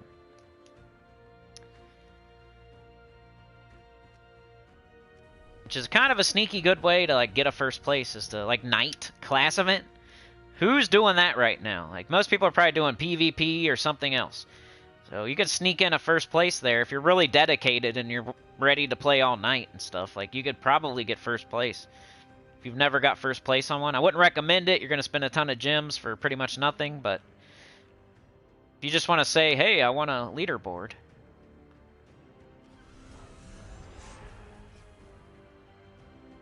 So I can't remember if I've ever done before. I've definitely got, like, top 10. I don't think I've ever won.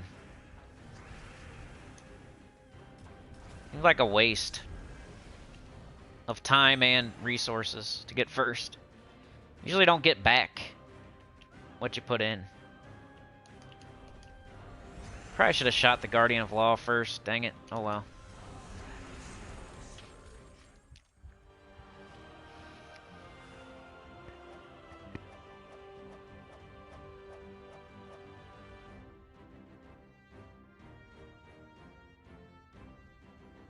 Yeah, scratch what I said if you thought I was talking about the class event, because definitely don't buy up to the weapon in the class event.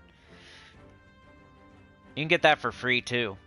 So everything about the class event is like you can get it for free.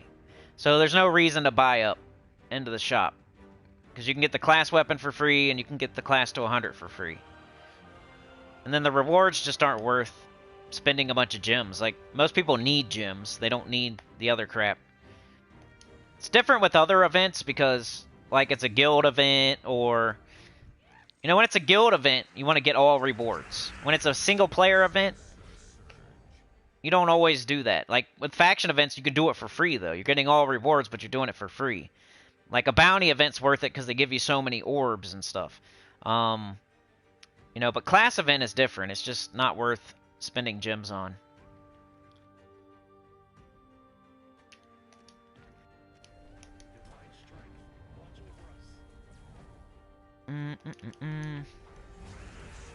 There we go, she hit once. Got any extra turns? No? Let's do this.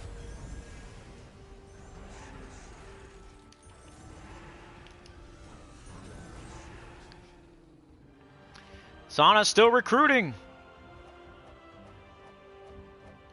Dr. Mop says, I've been changing guilds a lot lately. Too many guilds let people do nothing. That's one thing I always say. If you're to be in a good guild, one of the requirements, one of the things to look for is a good guild leader. They have to be kicking people out and recruiting. They can't just sit there and do nothing. And they can't be too harsh, though. You can't have them kicking people out for nothing halfway through the week. You gotta have a good, solid, even-tempered guild leader. But they're firm enough to kick people out. They're firm enough to, like, tell people when they need to do more. But they're also, like, willing to check on people and give them time if there's something crazy going on in their life. Like, somewhere in the middle. Because there's some guild leaders that just kick nobody. They don't recruit at all, and their guild just dies. There's other guild leaders that get on a power trip, and they're just kicking people out halfway through the week for nothing. You gotta have something in the middle.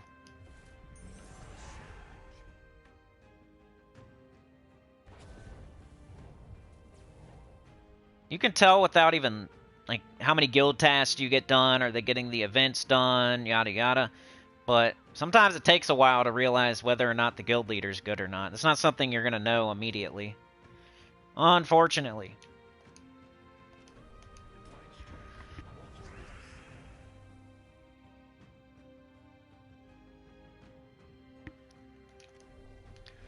Oops. I should have got that extra turn.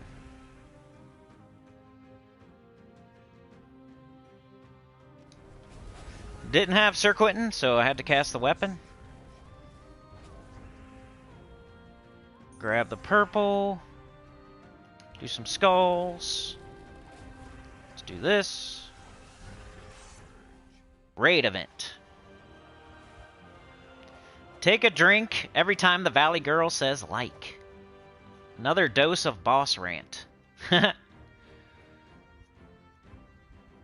Lose the better players. Social! Snuck on the train, sleeping in the back carriage. Appreciate you, dude. You're a legend. If you need anything, let me know. You need to see a team, you want to see an event, you want to hear a special rant, let me know. I'm trying to give back for the people that are helping. I mean, everybody's helping, but you know what I mean. Let's do like one more of these. I don't want to spend the whole rest of the stream on raids, but I'm trying to do my share too, be a good guild mate.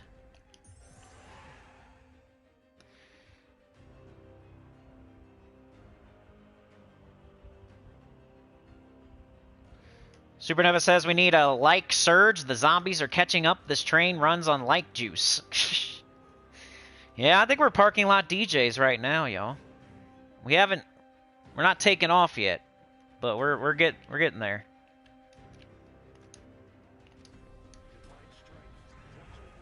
We know what music you want to listen to while we're holding up the line at the gas station, buying our scratchers. Scratching them off right there. We don't even get out of line. Why do they do that? I don't know. Let's do this before, kill the boss, because we can kill everybody else. Dr. Mop says I was hoping to get the mythic troop by buying up. That's how I got my Wild Queen, Guardian of Law. I don't have. I've never done, I wouldn't recommend it, and I've never done that before. I mean, you know, I've never got a mythic I needed by buying up in a shop. You're spending gems on a mythic, basically. So it's similar to opening gem. I mean, at least you know, like, which one you might get while you're doing it, so it's not as bad. But it's kind of like spending gems on opening event chests, which I never recommend. If you have event keys, yes. But you don't spend gems to open an event chest. It's just overcharging you way too much for the chance. Same with events. You don't buy up in the event to try to get a mythic. You're going to blow gems and get nothing back for it. Yeah. I don't recommend it, but if you got lucky, that I've never got one I've needed, but I never do it. Yeah. If anybody needs this team, here you go. Brian says, thanks. Almost never use night class anyway, so good advice. It's hard for me to not complete things. That's the one thing you can slack off on is the class event. Just do your free battles. You're going to end up ahead. If you just do your free battles, you're coming out of there with more gems. If you buy up in the class event, you're going to come out with less gems. You might get like one minor chaos orb, and it's going to be a green one. And then you just spend a bunch of gems on a green chaos orb, you know? If we look at the rewards.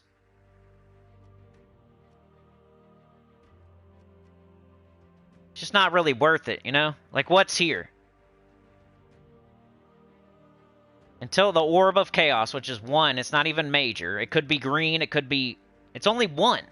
Most events have more than 1. They got, like, Vault Keys in there. They got Dragonite or something. They got Shiny Keys. There's always something else that's worth... Like, this class event... The main prize is not even a major Orb of Chaos, and it's not even more than 1. It's 1 small Orb of Chaos that could be a green or an orange. And then along the way, you're just getting your gems back, and you're not even getting them back. 15, 10, 10, 10. You know? How much does it cost? You're not even going to get your gems back. You're going to spend 100. You're probably going to spend 250 to get the thing all the way done. Maybe 100 if you're lucky. I don't know. I haven't done it in a while.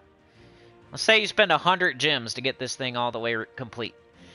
I'm already here, so I got 25 gems, which everybody can get for free, so that doesn't count. You're getting 10 gems, 20 gems, 35, and then that orb that could be green or orange or something you don't need. So you're losing 75 gems and getting maybe a green or it's just not worth it. It's crappy. So you just do your free battles, come out of there with something, 25 gems, instead of coming out of there missing gems. I mean, if that orb turns out to be, I don't know, what could it be even? Like a minor glory orb or something?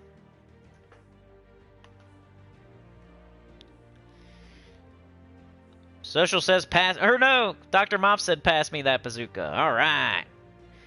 Got the bazooka. Yeah, we're probably on the move now. Thank you so much, Dr. Mops. Train is starting to, we need a push, but it's going. Can I do that? I want to celebrate. It says, let's celebrate their 3rd super on a live stream. Thank you so much, Dr. Mops. You're a freaking legend. If you need anything, let me know. Social says, your vids and advice have saved me so much time already. Love what you're doing. That's what I'm trying to do, man. I'm not here to sensationalize troops and tell you they're the best ever. I'm the complete opposite. I would rather tell you something's bad and then have it turn out to be good later, because that doesn't hurt anybody. The other way around, you hurt people, and you're just looking for views. Professor says, can you review the Go Law spell? The Guardian of Law? Sure.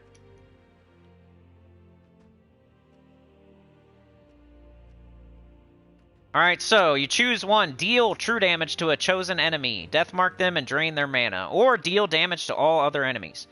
Yeah, remember when he came in, I thought he did damage to all enemies, but he doesn't? You choose an enemy to, like, spare. Guilty or innocent. I don't know. It's like his little... He's like got a weird spell. I've always said he has a weird spell. It's like the only troop in the game that you choose something to not damage. So I'm choosing the boss troop because I already have something that'll one-shot the boss. So I choose the boss troop and then he hits everybody else. So that's what he does. He either does single target true damage or he does damage to all enemies except for the one that you actually choose. So you could choose the second enemy, it'll hit the other 3. You could choose the third, it'll hit the first, second, and fourth. But whatever you choose, it's not going to do damage to. It's going to spare them. So I always choose the boss.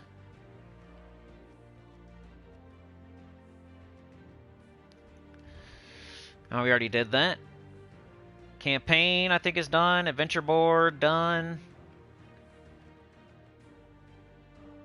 We got Underspire, PvP, Vault Keys. Am I missing anything? I'm not doing the holiday event. Probably do PvP next. I don't know if you guys want to watch this, though. It's just me and Purple doing the same thing over and over. We'll do it for a little bit. Let's do a timestamp, too.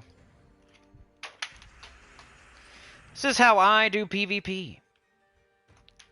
They keep sending the same pets back, so silver marks, I feel like, aren't worth as much as we thought they were going to be worth. The last time I checked, I had both the pets already, and I wasn't worried about it.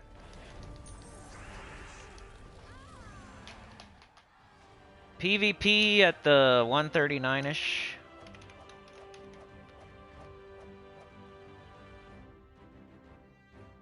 Sauna, thank you for the gifted. Appreciate you. Thank you so much. You're a legend. Oh, yeah. Oh, yeah. We're definitely moving now. Moving down the tracks. Moving down the tracks. Sauna is the engineer in charge of the train. You know, driving. Chad's the conductor.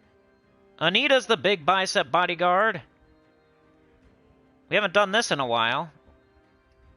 Social.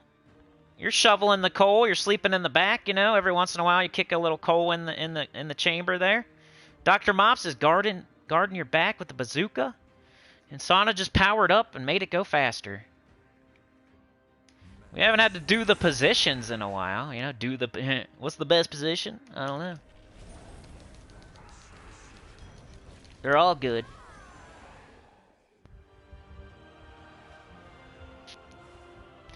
Social says, this is the advice we need, not Theo is the best, because it's new.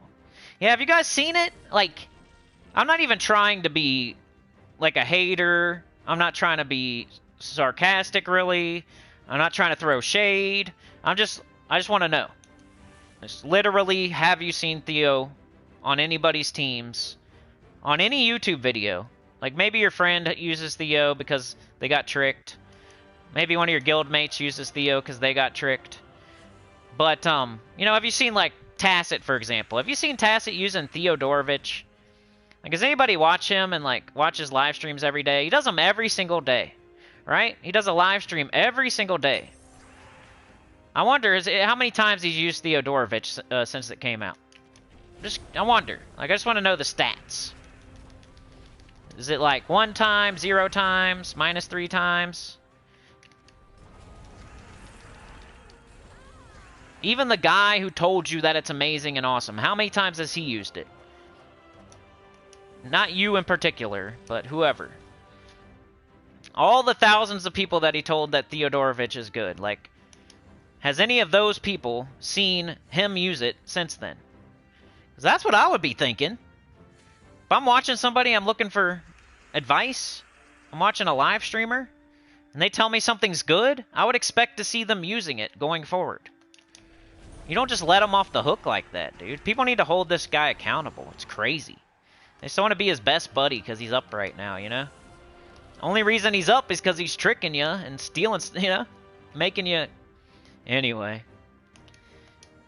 He's up right now because he's tricking you and you're getting tricked. That's why.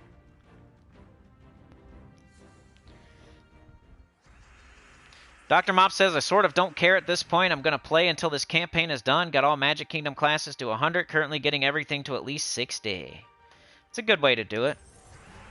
I like that. I just was trying to, like, I don't want you to spend your gems, if that's what you're talking about as far as the event goes. I'm protective of your gems, Dr. Mop. Kind of like a lottery ticket buying up in the event trying to get in a mythic, you know? You're better off saving your gems for other stuff and saving diamonds and event keys for, to get troops. If you want a specific troop, save event keys and diamonds. That way you know it's your way to target mythics instead of trying just randomly to get them.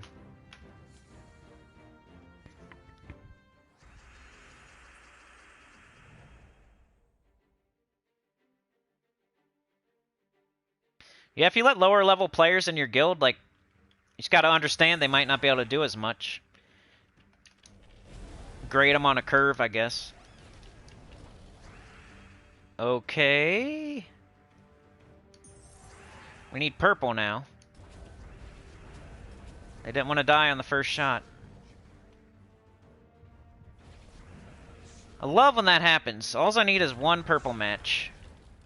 And I love when it doesn't give it to me.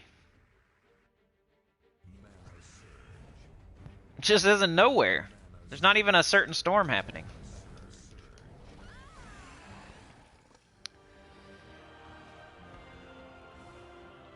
Mike says all those gems for another minor orb of clans. Oh no. Dr. Mop says shut up and pass me the bazooka. I don't even care if we are in a parking lot at this point. Livewire says the one he chooses to spare is innocent until proven guilty, for he is the guardian of law. Yeah, I don't find myself excited about PvP pets either. People get way too excited about pets. They don't even do that much. And you can only have 1 on your shoulder at a time, so what's the point? Who's going to even know you got however many you got? So the same with, like, achievements, though. Some people love achievements, but nobody, like, I have no idea who has achievements done. I used to, like, I had a little fad where I was, like, into achievements. But then I realized, like, nobody, like, what am I doing this for? It's like doing a little dance and a backflip to get a achievement. And then who cares?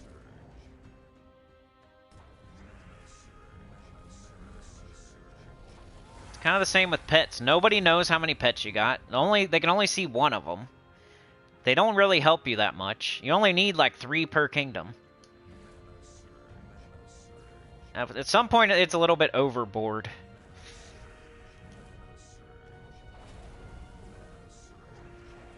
And they just keep putting them in because they know people care about them. That's why they keep doing dragons and they keep doing pets. That's our weird obsession as a community. And they know it.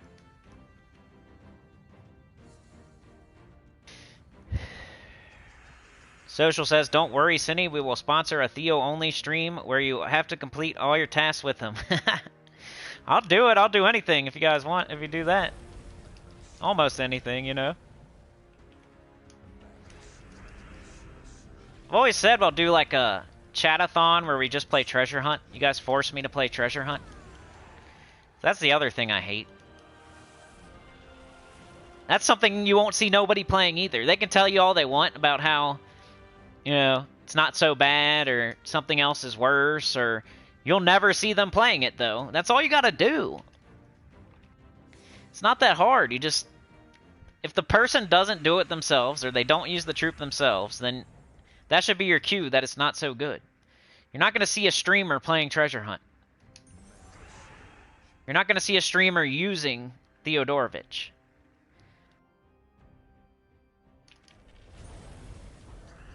Or Mandragora, or whoever the Sparkinator. You know my list of all the transgressions. Then when it's like, then when they don't want to do it, they say, is it good? Yes or no? You know? They do something like that. When they can't even, like, bring themselves to lie anymore, they just say, is he good? Yes or no? I'll let you know.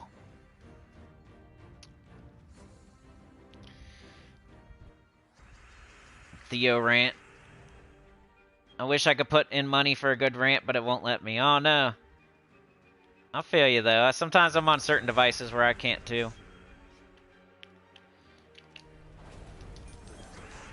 I usually give Tacit a little bit, especially after the chat-a-thon. I just feel like I owe him.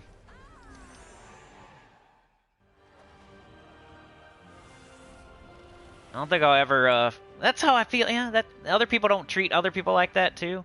Guess I shouldn't expect them to, but I think you would, have some respect for your people that blaze the trail.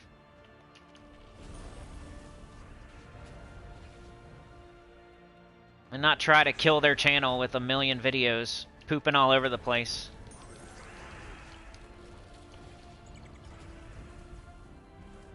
No respect.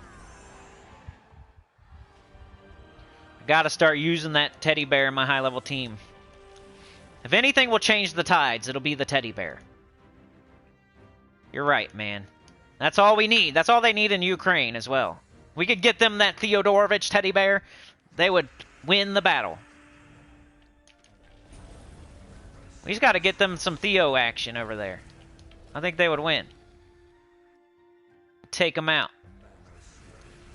A little Mandragora, maybe. You send a Mandragora and Theodorovich over there, they'll be finished. That battle will be over. Take back all that territory. I do have concern for your gyms. I have concern for all of y'all's gyms. I get very scared when you guys tell me you have like less than 1,000. Makes me nervous.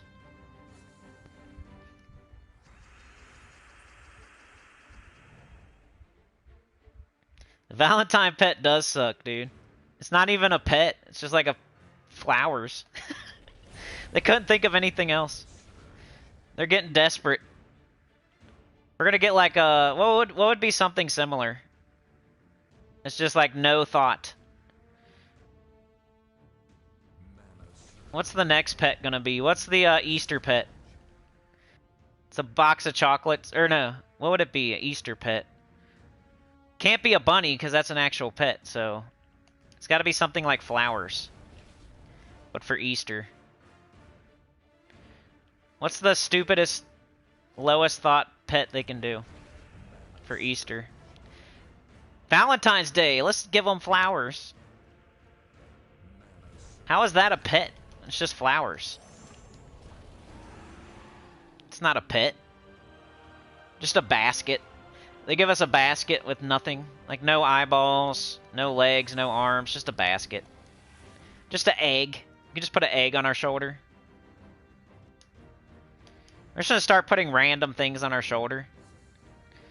Who the heck walks around with some flowers on their shoulder anyway? If you have a pet, at least it's a pet. It's kind of, you know, it's an RPG. You have a pet on your shoulder, you know, you got a crow on your shoulder, you're a pirate or something, you got like a bird on your shoulder. You know, people have stuff on their shoulders sometimes. You got like a vulture, like a hawk. You're a beast master, you got a hawk on your shoulder, you send the hawk up into the air, it goes and scouts for you. You're a pirate, you got like a bird on your shoulder, it's a parrot. It actually makes sense. But who the heck ever walks around with flowers on their shoulder? That's doesn't make sense. They're starting to not make sense. Today I'm gonna go pick up my daughter and I'm gonna wear flowers on my shoulder. Like a whole bouquet of flowers on my shoulder. Doesn't even make sense in a video game. Just walking around with flowers on your shoulder. Next you're gonna put an egg on there. Let me walk around with the egg on my shoulder. We cast this spell. Hold on, egg. My egg's talking to me. My bouquet of flowers is talking to me. It's telling me to cast this spell. You smell good, at least. At least you smell good. If you get an egg on your shoulder, it'd probably rot. Smell like rotten eggs. People would think you farted. If you got flowers, at least you smell good for a little bit. I guess that's a good thing. A basket, yeah. A shamrock on St. Patty's. Yeah, the mimics, but they didn't even put the effort into giving it eyeballs or anything. It's just flowers, right? Unless the eyeballs are hiding somewhere. I don't think I saw them. Maybe I'm mistaken. Maybe the eyeballs are hiding. We've had other stupid pets before, but at least they had like a mimic style. I don't know why you'd want a mimic on your shoulder anyway, but at least it was something, like a tube of toothpaste on my shoulder or something. So what am I doing here? I'm doing PvP. I'm farming VP because I want to do this. I'm trying to get 800 every day. So 1600, 3200. I think I got it. We're good. I'm done. It's good, right? 32? I just divide 5700 by 7. So that's somewhere around 800. We're on Thursday. 800, 800, 800, 800. I'm already over it, so that's good. I did PvP. Yay. What's next? We got, UNDERSPIRE? Is that it? I always feel like I'm forgetting something. This is the worst time in the game for me. Like, I used to know everything, exactly what to do every day, and I would never forget anything. You know, adventure board, dungeon, the event of the day, yada, yada, yada. Nowadays, I always feel like I'm forgetting one thing. Like, I can't remember every single thing we gotta do, because there's so much. You got an XP booster, you got an adventure board, you got a dungeon, you got a holiday event, you got the class event, you got to do the UNDERSPIRE, you got the epic trials, you got the raid event. If you want to do the underworld, you do the underworld. You got your arena you could do every day. You got PvP that you got to do. If you're going to open vault keys or whatever, there's Explore 12 if you're still doing that. There's so much. I can't even remember it sometimes. I'll forget the holiday event, or I'll forget the UNDERSPIRE, or I'll forget something. You don't have to do all that stuff every day, but a lot of it you do. It's crazy. Just the amount of things that we have to remember to do every day now is crazy. That's why I was gonna do the accountability thing on the Discord, but I'm still thinking about it. Dr. Mop, you had 14 gems the other day. Dragor, you have 25k, that's great. Stacy has 5,000. That's right around what I would hope that you have. So that's pretty solid.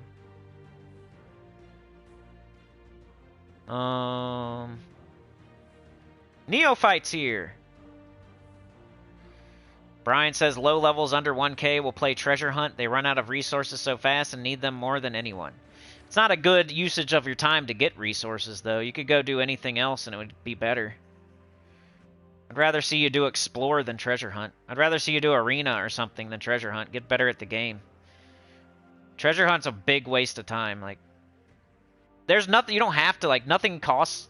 You can go do PvP for free. You can go do Explore 12 for free. You can go do Arena pretty much for free. Like, you're better off doing anything else than treasure hunt. They feel like they're getting free resources, but you're trading your time, and you could still get other resources, except for gems. But you just think about, like, look how many gems you actually get. You could probably get glory somewhere and then change that into gems faster than you can get gems from treasure hunt. Treasure hunt is such ass. Just keep track. One day, run an hour straight of treasure hunt and see how many gems you actually get. I bet you get like 20. You could take your tribute and get more gems, and you don't even have to do anything. You could go do something completely. You can go play a whole different game for an hour, come back and take your tribute, and get as many gems as you would get playing treasure hunt for an hour straight. You just wasted a whole hour, though. You could have been in your garden planting flowers, and then come back and just take your tribute and get 25 gems. And you're sitting there playing treasure hunt with steam coming out of your ears for an hour straight, wasting time to get the same amount that you could have just got by taking tribute more often. Because nobody takes tribute 24 hours a day. I'd rather see you take your tribute one extra time a day than play treasure hunt for an hour. I don't like when people, I don't want to tell you to waste your time. Go do something else, go have fun, go get some fresh air, come back, take your tribute, bam. You just did better than you could have done with doing treasure hunt for an hour straight. Take one extra tribute a day, and that'll make up for any kind of treasure hunt that you would do. Mark says, I like the Theo Team Social. I will watch that for sure. Brian says, I think the main thing is a review of the new troop. An honest review will get a lot of respect, but sheeple want to see how it can be used regardless of how good or it is. They just want to be told it's good because they already got it. I know how they're thinking. People jump up, they spend their resources, they get the new troop, and then they want to be told that it's good because they can't go back. So there's a market for that on YouTube, just being told what you want to hear. That's just not what you're going to get here. I like it, Stacy. I like it, Dragor. That's a good amount of gems. Dr. Mop, you scare me. Social says I have 628 gems. You've been using them like a meth addict. Pet Dragon Egg. Yo, Mr. PGGK. Haven't seen you in a while. Good to see ya. Doomed Plunger Pet. Doomed Doggy Poop. Supernova has 9K. Nice. If you are new, Vault events with Rowan on Explore 1. There you go. Low levels, you only get like 5 or 10 maps. So you can't even do an hour straight, huh? Dang, Mr. PGGK, you got a lot. Treasure is such ass. Yep, treasure hunt. I have a billion treasure maps. I don't even know how many I have, y'all. Because I never run it, and I've been playing the game for like 7 years. I don't know why I always go here to my inventory. 499 treasure maps. Is that a lot?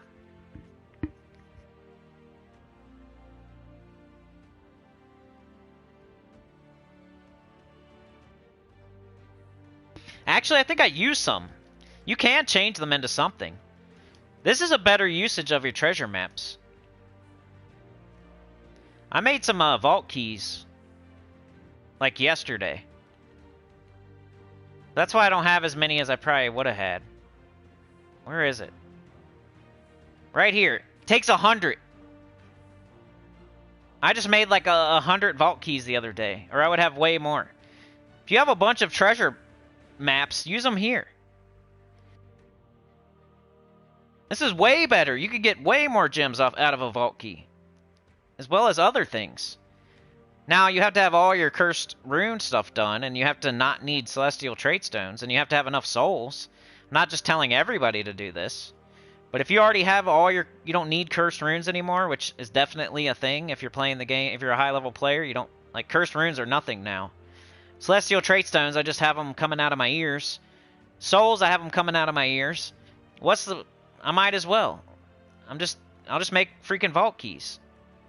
That's what I did. Or else I would have thousands of treasure maps too. But that's the best thing you can do with your treasure maps right there. Not go use 100.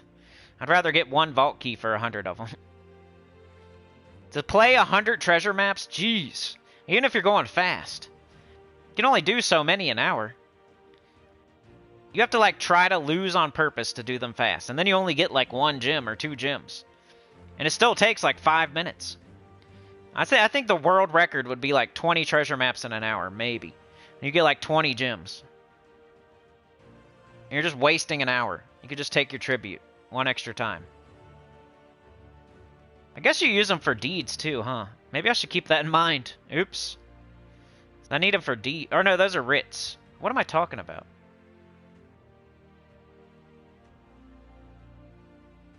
That's not writs, right? Isn't that treasure maps?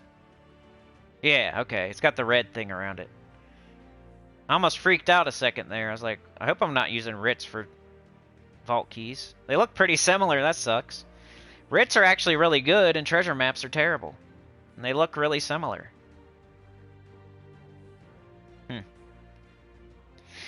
Alright, so what do I got left? We're 2 hours in. I gotta do a little bit of Underspire. I got the first boss.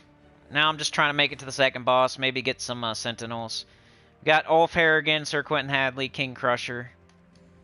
Let's do a timestamp for this. I'll catch up in the chat.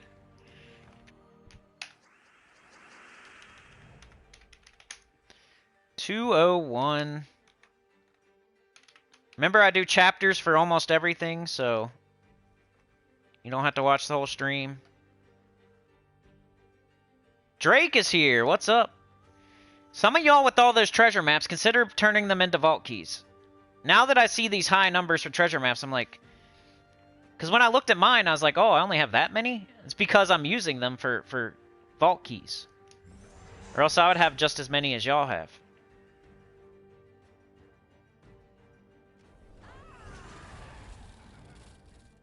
Remember the caveats, though. I don't want anybody out there doing that if you still need your cursed runes or you still need your celestials.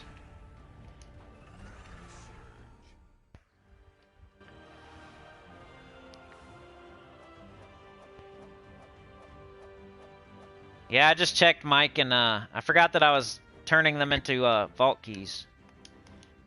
Or else I'd have thousands. I've showed my treasure maps before, and I had thousands.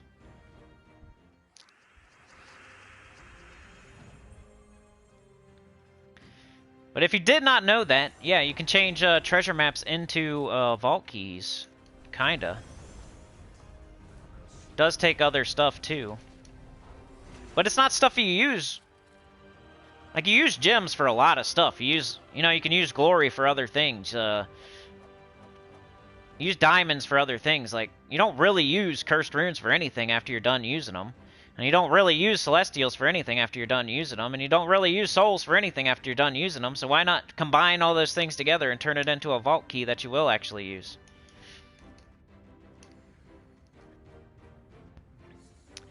Do you need level 20? I mean, you should get it either way. I'm not sure. You probably do because it costs cursed runes. I'm just guessing. It's probably somewhere up there. The cursed runes stuff is deeper in the Soul Forge, yeah. I don't know exactly which level. You don't have your Soul Forge on level 20, though. Make sure you get it. Doesn't even cost... What does it cost?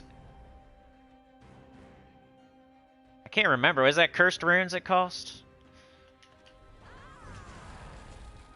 It's been so long since I leveled up. Because as soon as we were able to do it, I was just doing it. And got it done as soon as I could.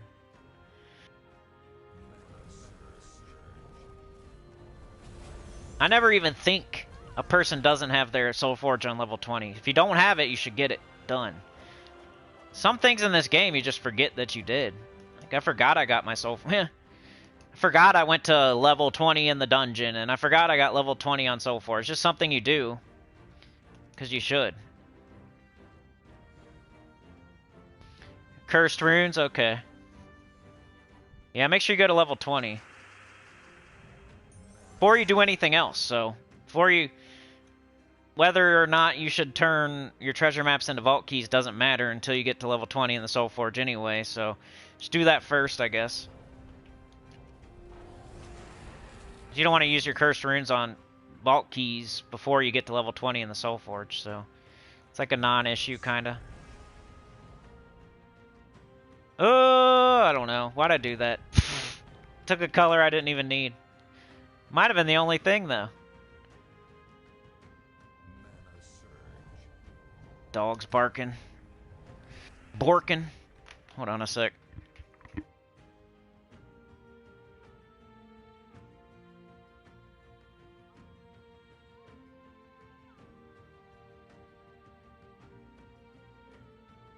Should probably honestly get off here pretty soon. I haven't even eaten lunch yet. Gotta pick up my daughter soon. Whenever I'm late, I drive like a maniac, and I'm sure nobody wants me doing that. Cussing people out. Here's a team if you need it for the Underspire. I think I'm going to call it there, y'all. We went over 2 hours. That's pretty good.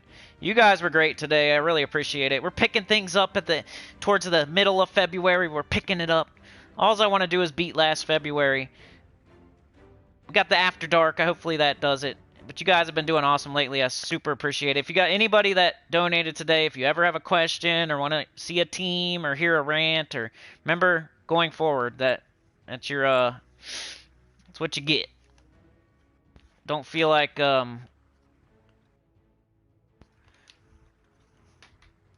whatever.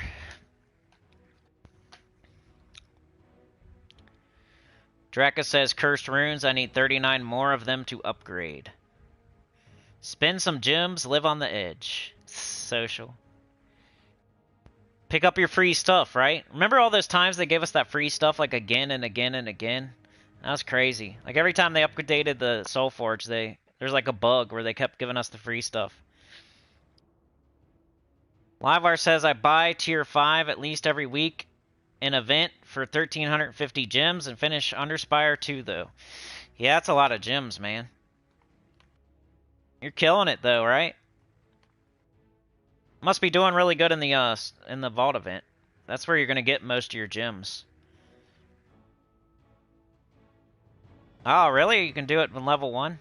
You probably shouldn't though, because you want to use your cursed runes to level up your Soul Forge first. Get most of your books from.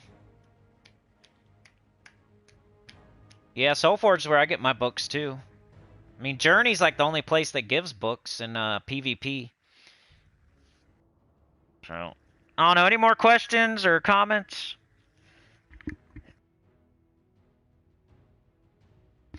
I gotta get some water too. I always forget to bring one. Whenever I'm streaming, I'm like down to the last second trying to not be too late. Oh, right. The Soul Forge bugs, yep. A lot of us got a lot of free stuff from that. But yeah, if you guys are low on gems, you know, the main thing you can do is do more in the vault event. The second best thing to do is take your tribute more often. Just set an alarm on your phone or something and take your tribute every hour. You know, you might have to wait 5 minutes. Don't think, oh, it's not there, so I'm going to wait another hour or anything. Like, wait 5 minutes and then take it. Sometimes it takes a minute or two for it to pop up, but take your tribute every single hour and do the vault event like crazy, and then don't spend your gems. Those are the only 3 ways to get more gems. One of them is super annoying to hear, I'm sure, but just not spending your gems is the only way you're going to stack them up. And only use them when you absolutely need to. There's certain things you just should not spend gems on. Just do whatever you have to do, and that's it. Or ask me. You can always send me, like, before you spend 1 gem, just send me a message, and I'll tell you if it's worth it or not. If you're really low on gems right now and you want to do better, send me a freaking message before you spend any gems ever, and I will tell you whether or not you should do it. Like, I don't mind. Especially like on Discord or something, or leave it in the comments, or ask me on a live stream. Should I do this or not with these gems? I've only got this many. I'm trying to stack them back up. Should I do this or not? And I'll say yes or no. Because really, I mean, what did I spend gems on today? Nothing. Did you see me spend gems on anything? You guys just watched me play for 2 hours and I spent gems on nothing. And I'm just getting gems. I don't think so, right? Except for Dragonite. I spent gems on Dragonite. The only thing the whole entire time I spent gems on was Dragonite. It's because I already have all the dragons, and all I need is Stellarix. I'm super close, so I'd buy that every day. But you guys just watched me play for 2 hours. I'm probably not going to play very much more today. The only thing I spent gems on was one thing. And it was because I already have all the dragons. That's no more RNG, and I'm going for it. But otherwise, you saw me spend gems on nothing, right? 0. As far as the events go, look how far I buy up to. You don't see me buying up into, like, the stratosphere here. I'm not buying up to 7 or anything, right? I'm buying up to 3. Where am I spending gems? Like, where are you spending gems? I want to know. Like, really, honestly. If you don't have a lot of gems, what are you doing with them? This, I'm done with it. It would be dumb of me to spend gems now on it. I'm not going to buy more battles now because I'm done. I have everything. So I did not spend gems here. The class event. I explained why this is not a good place to spend gems. Didn't spend any there either. Where else is there even... where can I spend gems? Like, I'm never going to open a chest with gems. I'm never going to sit here and open chests with gems. That's horrible. That's horrible. Never do it. I don't care if you're all the way out of keys. There's no reason. It's like buying a scratch-off ticket and losing every single time. It's a waste. The shop or whatever. I'm not buying... never have ever spent any gems in this shop. Ever. Never... 0 times. Ever. I can't think of a time I've ever spent a gem in here. There's nothing worth it. Barely anywhere you can do it anyway. There's one tab. Never do this. Never, ever, ever, ever, ever, ever, ever, ever, ever, ever, ever, ever, ever. Same as opening chests. Never open chests with gems and never spend gems here. Ever, ever, ever. Never do it. This is terrible. It's a dummy. It's a dummy Olympics. Don't do it. Where else? Where else can you spend? I don't even know. Like, where are these gems going? Here? Are you buying armor or something? Like, you just get it all eventually. Like, I mean, you can buy it, but really only need... if you have Death Knight armor, you don't need any other armor. That's just for fashion.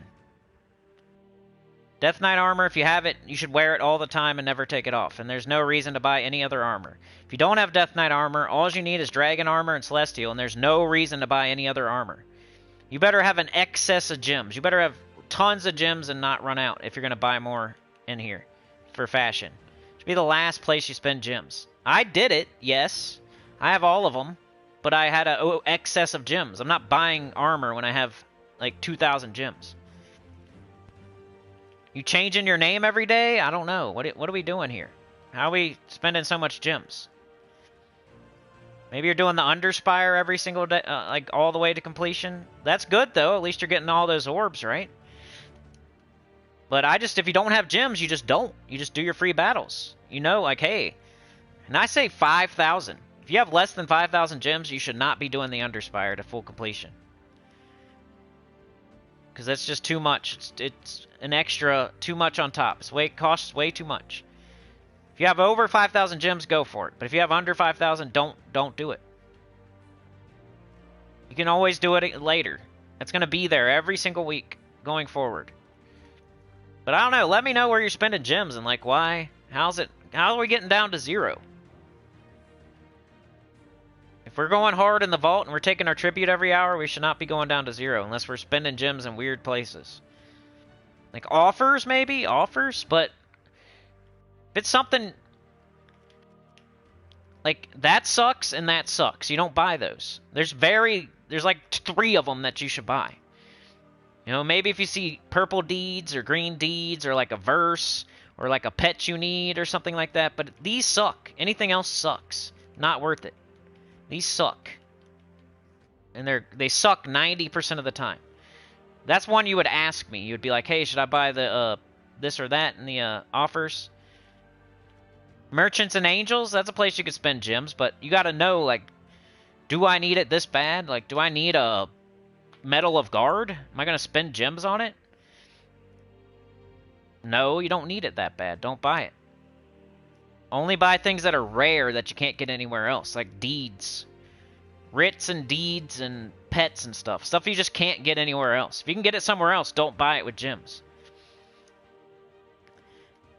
Dragonite, guild events, deeds from merchants. Well, you gotta stop gems. You gotta stop the deeds from merchants then. Like, guild events you have to do. Dragonite, depends. You can't do everything. You're gonna have to quit one of them. Until you get your gem stack back up. And then once you got your gem stack back up, you just start back up. Mark says he spends on the merchant more than he should. You want to text me all hours of the night, Social? Yeah, shiny keys are bad. You shouldn't open them. Oh man, Livewire, I hope you get better. Ooh, Social, hope you get better too. It's like, set a limit, and then don't go under that.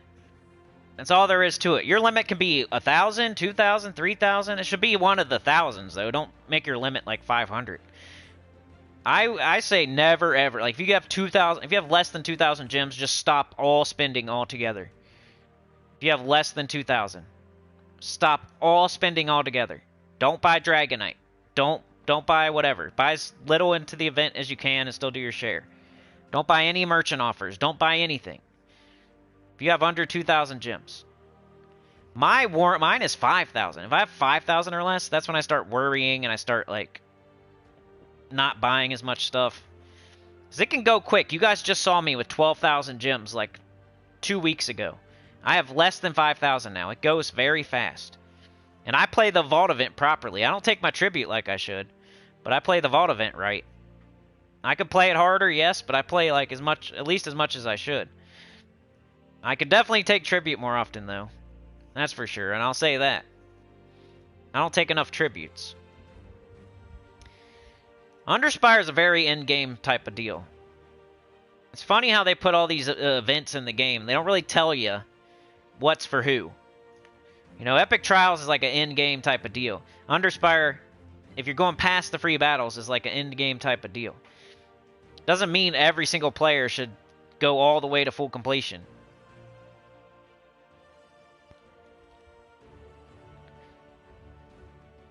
People spend a lot of gems on chat emojis. I don't even chat at all. Like, that's a waste of time.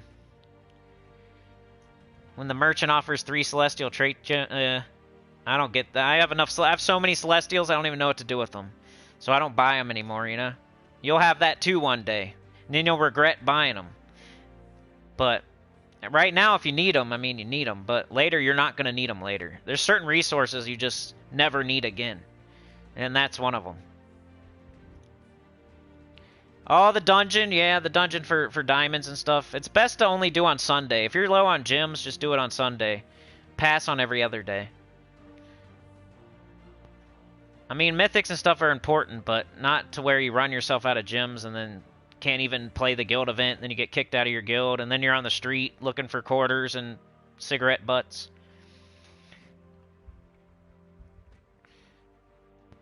That's Dragonite. I know that Dragonite's draining my stack. Yeah, events is always the first thing you should do with gems every week. And then if you don't have enough after that, don't do anything else. You gotta stay in your guild, and you gotta do your share for your guild. That's the first thing you should... It's the least selfish thing to do, too.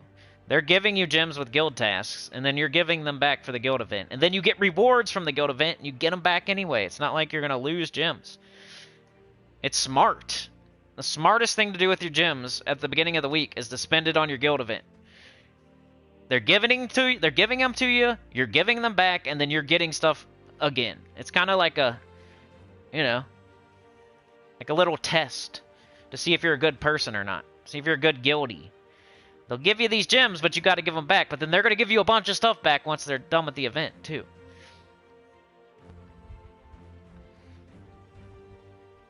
Don't spend any gems on the class event. Yeah, I'm glad you're kidding. All right, dude. I'll look at it, Chad. I'm probably going to eat and then go get my daughter, and then, you know, I'll probably respond to you a little bit later, though. Alright, y'all, that's it for today. Yeah, you can definitely go to the vault if you need gems. It's just a certain... You should set a threshold, though. Still set a threshold. That's like waiting on your... Like, spending all your money when you know you got taxes coming. And then they don't come for, like, an extra week or two. Like, they push the vault event back or something. Like, I'm not going to spend all my money right now just because I know I got taxes coming in, like, a week or two. I still need money, and I don't want to, like, count on it. So, you shouldn't, like, go under a certain amount. I would say for Dr. Mop, if I was Dr. Mops, I would never go under 2,000 gems. You know, if I was somebody else, maybe it's 5,000. If I was somebody else, maybe it's 1,000. But if I was Dr. Mops and knowing you for a little bit, I'd say 2,000 gems is where you should keep your gem stack above 2,000. Right around there. And then you have 2,000, like if you ever run into an emergency, you got 2,000 gems and you know you have it. In case there's a faction you want to get done, or there's a awesome offer that you really want, or whatever. But anyway, I gotta go. You guys are the best. Have a great day. Like, share, subscribe, consider joining. It helps a lot to hear. Get about the channel, comment below. And I'll see y'all next time. Thanks for joining me today. Sauna, Stacy, Dragor, Dr. Mops, Chad, the Clip Bomb, Livewire, Draka, Archon, Social, Mark was here today. We got Dragor, we got Livewire, we got Dr. Mops, we got Draka, Brian Walker, the Professor, Mr. PGGK, Mr. PGGK, Anita was here, Brian, Stacy, Neophyte, Social, Sauna, Mike was here. Sauna powered up and gave 2 memberships. Appreciate that. Running out there, getting it started and ending it. You got it started and you ended it. Dr. Moss with the 2. And that bazooka. Boof. Blowing stuff up. Social snuck on and is sleeping in the back. Appreciate it. Stacy, Social, Brian, Dragor, Mike, Supernova, Chad, Sauna, Dr. Mops, Mrs. Insane Witch, Stacy, Rain Man. And that's as far as I can go back. I really appreciate it today. You guys are amazing. Oh, yeah. I'll see you tomorrow for that faction event. I think it's Werewoods. We'll make teams, and then, you know, we'll go from there. We'll see what we do. Werewoods is pretty hard, though, so if you need some, need some help, just come ask questions, and I'll try to help you as much as I can. I don't know if I have it done or not. Werewoods. Probably not. I think I did, actually. I remember it was super hard. Where's Werewoods? Last thing before I get out of here. I just want to see if I have it done or not. I do! Alright. So yeah, I can help y'all out. It's really hard. Wish I had my pure faction there, but anyway, we'll talk about it tomorrow. We'll see you then. Have a great rest of your day. Let's go back to the bottom. Yeah, I'll stream tomorrow. Probably, I don't know. It's not like a super urgent, like, event, really. We have Werewoods. It's a faction event. It's a color restriction. I don't think it's like an emergency for me to get on at 10 a.m. or something. So I might just do noon. But you know, somewhere between 10 a.m. and noon EST, I'll be streaming tomorrow for sure. I'll see y'all there. 360 gems, nice, Dr. Mom. Yeah, I'll be back tomorrow. See you guys then. Double parked monster trucks. All right, we'll see ya. Peace out. You guys are the best.